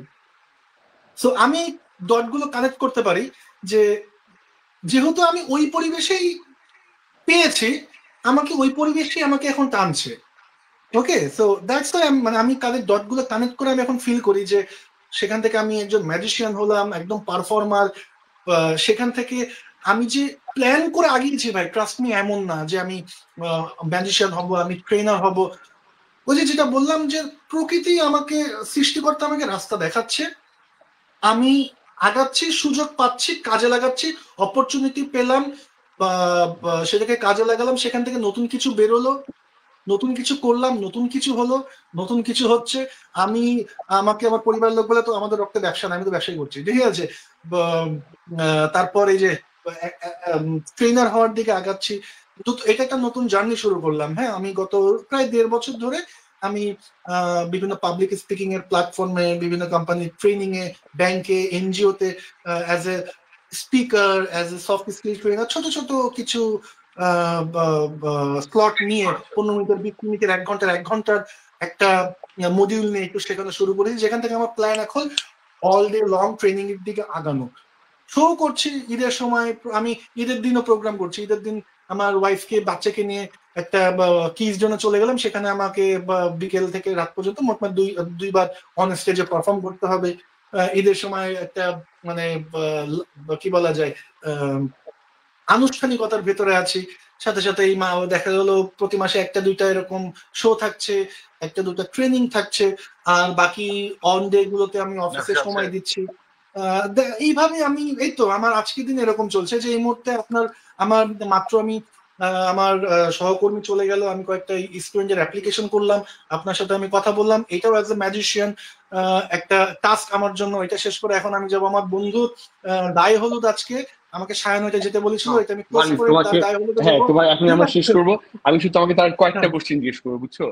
ফার্স্ট কোশ্চেন হচ্ছে তোমার সবচেয়ে বাইরের কোন 5টা ম্যাজিশিয়ানের নাম বলো যা তোমাকে ইনফ্লুয়েন্স করেছে। একটা নাম তুমি অলরেডি বলে দিছো অবশ্য, David Copperfield, David Blaine, Criss Angel, Dynamo. Then 5 জনের পরে যদি কাউকে বলতে হয়, লাইক আমি মেন্টালিজম, হিপনোসিজমের ক্ষেত্রে কেইথ বেরি, ইন্ডিয়ান একটা একজন মেন্টালিস্ট আছে, তার নাম হলো আকশা লক্ষ্মণ। ওকে, এই কয়েকজনকে দেখে আমার মনে হয়েছে ওরা পারলে আমিও পারবো, মানে ব্যাপারটা এরকম যে they are so ordinary people, natural. Okay, but হ্যাঁ, দে বিকেম এক্সট্রাঅর্ডিনারি। আচ্ছা এবার সো তুমি বাংলাদেশের তোমার ইনফ্লুয়েন্স ম্যাজিশিয়ানদের নামটা যদি বলতে। জুয়েল আই গেস স্যার, হ্যাঁ, বাংলাদেশ, ইফাত হ্যাঁ। কবির স্যার, মাইনুল খান স্যার, শাহিন শাহ স্যার, আলী রাজ স্যার, এই তো ও আচ্ছা আচ্ছা, হ্যাঁ ঠিক আছে, হয়েছে। সব নামই বল দিচ্ছ, হ্যাঁ কিছু বাকি রাখো নাই আর কি। না, আর বাকি কয়েকটা নাম মনে হিসাব করে থাকলে পাঁচজন তা বলে বলে দেন। দিতা। হ্যাঁ, তুই শিকদার ভাইয়ের নামটা বলে দাও। 6 নম্বরে বললে আসতো ওনার নাম, মানে আমি স্টেপ বাই স্টেপ আমার লাইফে স্টেপ বাই আচ্ছা স্টেপ যে আচ্ছা, এরপর যাদের হচ্ছে তোমার ইনফ্লুয়েন্সটা কাজে ফেভারিট লেগেছেন তাদের নাম ওপেনার কি? বললাম। তোমার শোর সময় ফেভারিট ওপেনার কি আর ফেভারিট শো স্টপার কি, ট্রিক? ও আচ্ছা, আপনি যদি আহ, আহ, পুরো অন স্টেজ কনজিউরিং এর কথা বলেন, রিসেন্টলি আমি ওপেনিং করছি ফ্লোটিং টেবিল দিয়ে, একটু নিজের মতো ইম্প্রোভাইজ করা হ্যারি পটারের 2.5 মিনিটের একটা মিউজিকের সাথে আমি একটা ম্যাজিক ওয়ান্ড, আমি লাইট ধরলাম, লাইট ম্যাজিক ওয়ান্ডে যাচ্ছে, সেখান থেকে আঙ্গুলে আসতেছে, কান থেকে মুখে আসতেছে, দেন ওয়ান্ডের ছোঁয়ায় একটা ফেদার হয়ে যাচ্ছে, সেই ফেদারটাকে টেবিলে টাচ করছি, টেবিলটা ফেদারের মতো হালকা হয়ে গেল এবং টেবিলটা উঠছে, দেন মিউজিকের সাথে সাথে ডান। আমি আপাতত ওপেনিংটা মানে তোমার শো শো এর স্টপার? ক্ষেত্রে স্টপার, আচ্ছা আমি টোন রিয়েস্টন নিউজ পেপারটা করি, লাস্টে এটা জীবনের সাথে আমি অ্যাডজাস্ট করি, কয়েক রকমের জায়গায় কয়েক রকম ভাবে আমি শেষ করি। একটা হলো যে মানুষের জীবন অনেকটা খবরের কাগজের মতো, ছোট বড়, ইতিবাচক নেতিবাচক, গুরুত্বপূর্ণ গুরুত্বহীন, খারাপ ভালো অনেক ঘটনা দিয়েই জড়িত। তার মধ্যে কিছু কিছু কারণে আমাদের হতাশা দুঃখ আসে, অর্থনৈতিক সামাজিক পারিবারিক কারণে, কিন্তু এগুলো না করে সফলতা বিজয় এবং সফলতা বিজয় এই ধরনের যে ঘটনা সেগুলোতে মনোনিবেশ করলে প্রতিদিনের নতুন সংবাদপত্রের মতো জীবনটা নতুনত্বে ভরে উঠবে, নতুন একটা খবরের কাগজ চলে আসলো, আমি এটাই ইউজ করি। দেন যদি বাচ্চাদের প্রোগ্রাম করি সেক্ষেত্রে আমি যেটা করি, ডাফ প্রোডাকশন করি, করে সেটাকে ওই একটা প্যাকেটের ভেতরে রেখে, প্যাকেটটা খুলে দিলে খালি প্যাকেট আর বাংলাদেশের পতাকা চলে আসলো, দেন পতাকার পেছনে সবাইকে দাঁড় করিয়ে একটা ছবি তুলে বাচ্চাদের সাথে বাংলাদেশের একটা জাতীয় সঙ্গীত দিয়ে ক্লোজ করি। এক এক জায়গায় এক আরেকটা এক রকম। হচ্ছে তোমার শোয়ে ম্যাজিক লাইফের সবচেয়ে এম্বারেসিং মোমেন্ট কোনটা? আমাদের অনেক ঝামেলা হয় শো করার সময়, তোমার এম্বারেসিং মোমেন্ট কোনটা? এম্বারেসিং মোমেন্ট এখনো হয় ভাই। রিসেন্টলি যে জিশান ভাই আসলেন না, লাস্ট যেটা হয়েছে পিএসএর প্রোগ্রামে গিয়েছিলাম, সিল্কের মধ্যে গিট লাগাতে গিয়ে একজন টান দিয়ে গিট মাইরে দিছে ভাই, খুলতেই পারিনি। আচ্ছা এবার পরে হচ্ছে তোমার, ওইটা দেখেন, হ্যাঁ সেন্স অফ হিউমার, আমি বললাম দেখুন এভাবেই গিট লাগাতে হবে যাতে করে কেউ টানা হেঁচড়ে করে খুলতে না পারে, আমাদের ভেতরে এরকম বন্ধন থাকতেই হবে, ঠিক আছে। আচ্ছা এবার সবচেয়ে কঠিন ম্যাজিক ট্রিক যেটা তুমি শিখেছো? ম্যাজিক ইজ দুধ ভাত ফর মি, না, যেটাই বলেন না কেন, সবচেয়ে আপনি কঠিন, কাপ্তান যত বল। ট্রিকি, যেই ট্রিকটা শিখতে তোমার সবচেয়ে কঠিন লাগছে? আমার কাছে ভাই সব থেকে বেশি কার্ডের ভিতরে কঠিন বলতে কিছু কিছু মুভস আছে, যেমন লিনার্ড গ্রিনের যে মুভ গুলো, হ্যাঁ আপনার করা হয়েছে কি স্ন্যাপডিল, লিনার্ড গ্রিনের যত রকমের মুভ ভাই ওগুলো সবই তুলেছি কম বেশি, লক হয়ে গেছে ভাই, লক হয়ে গেছে ওগুলো করতে গিয়ে। এবার তোমার স্টেজ ক্লোজ আপ আর হচ্ছে স্টেজ আর পার্লার, এই তিনটার মধ্যে কোন টাইপের ম্যাজিক তোমার বেশি পছন্দ? Close up. ক্লোজ আপ, আচ্ছা। এবার তুমি যদি এখন ধর একজন নতুন, তুমি যদি তোমার পুরানো ওয়ালিদকে পাও যে মাত্র ম্যাজিক শিখতেছে, তোমাকে কি উপদেশ দিবা? ঠিক যাচ্ছিস। আর আরেকটা হচ্ছে, তুমি তো অনেক টাইপের ম্যাজিক করে, যে একটা টেবিল ভাসায় দাও, দিক দিয়ে পালক বার করো, এটা টাকা আমি চেঞ্জ সবাই করো, করে, তারপর সবচেয়ে ফালতু না, তারপরে এটা সবচেয়ে কমন ম্যাজিক। তারপর নিউজ পেপার ছিঁড়ে জোড়া। তোমার যদি একটা রিয়েল ম্যাজিক পাওয়ার থাকতো যে তুমি এটা আসলেই করতে পারো, ট্রিক না, তুমি কোন ম্যাজিকটা করতে চাইতা, কোন পাওয়ারটা ও চাইতা? সত্যি করে যদি আমার আমার জাদু সত্যি করে একটা জাদুকরী শক্তি থাকতো, সেটা ভাই এটা না আসলে কখনো অনেকবার ভেবেছি, কিন্তু উত্তরগুলো না খুব স্পিরিচুয়াল হয়। যে পৃথিবীর সকল মানুষ নিশ্চিন্ত জীবনযাপন করবে, নিশ্চিন্ত, আর কিছু লাগবে না ভাই, টাকা পয়সা লাগবে না, লাক্সারি প্রয়োজন নাই, খেয়াল করে দেখেন, দুশ্চিন্তাহীন জীবন পৃথিবীর সকল মানুষ, যেটা আমি করি। লাস্ট একটাই জিজ্ঞেস করতে চাই, তোমার তো এই তোর তো অনেক টাইপের এক্সপিরিয়েন্স, তোমার কাজের ক্ষেত্র অনেক বড়, অনেক ডিফারেন্ট, শুধু বড় তা না। তোমার কি কোনো এরকম কোনো সবচেয়ে সুখের স্মৃতি বললে তোমার কোনটা মনে হয় যে এই স্মৃতিটা আমার এইটা কেউ একজন বলছে বা এই মজাটা পাইছে, আমার কাছে মনে হচ্ছে আমি সার্থক। আমি সার্থক, আমার সব থেকে সুখের দিন যেদিন আমি বিবাহ করলাম, দ্বিতীয়ত যেদিন আমার, ঠিক আছে, আমি হাজবেন্ড অফ হার, যাকে আমি ভালোবাসি। ঠিক আছে, ওর সাথে তোমার পুরানো পরিচয়, তো আমি ওইদিকার প্রেমের কাহিনী সব জায়গায় বলা যায় না। হ্যাঁ, আপনি যদি এখন আমার অতীতের ঘটনা গান দিয়ে আসেন তাহলে তো মানুষ তার বুক কেলাবে আজকে বাসায় গেলে।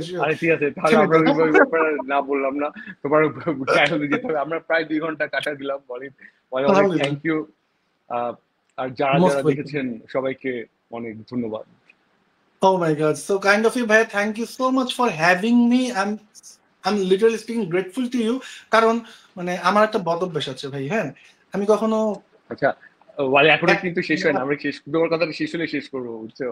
ওকে, আমি আসলে অ্যাপ্রোচ করতে খুব লজ্জা বোধ করি, কাজ খোঁজা, হ্যাঁ, যে ভাই শোধন না, ঠিক আছে। তো সেক্ষেত্রে আপনার সাথে বসার ইচ্ছা অনেক আগে থেকেই ছিল।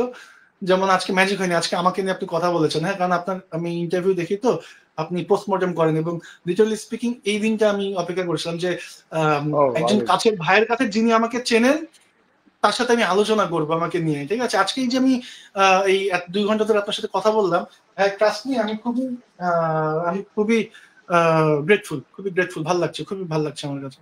থ্যাংক ইউ ওয়ালিদ, আমার মনটা যে কি ভালো লাগছে। Thank you so much. শেষ করি, যারা দেখলেন সবাইকে অনেক ধন্যবাদ। প্রবাবলি আরেক মঙ্গলবারে আমরা ফেরত আসবো। মঙ্গল। Thank you so much. আসসালামু আলাইকুম, ভালো থাকবেন ভাই, বাই। আমার পিছে মনে একটা হ্যাং হয়ে গিয়েছে, আমি এটাকে করে আমি স্টপ করতে পারছি না। আমি লগ আউট করছি। হ্যাঁ, থ্যাংক ইউ, আসসালামু আলাইকুম, বাই।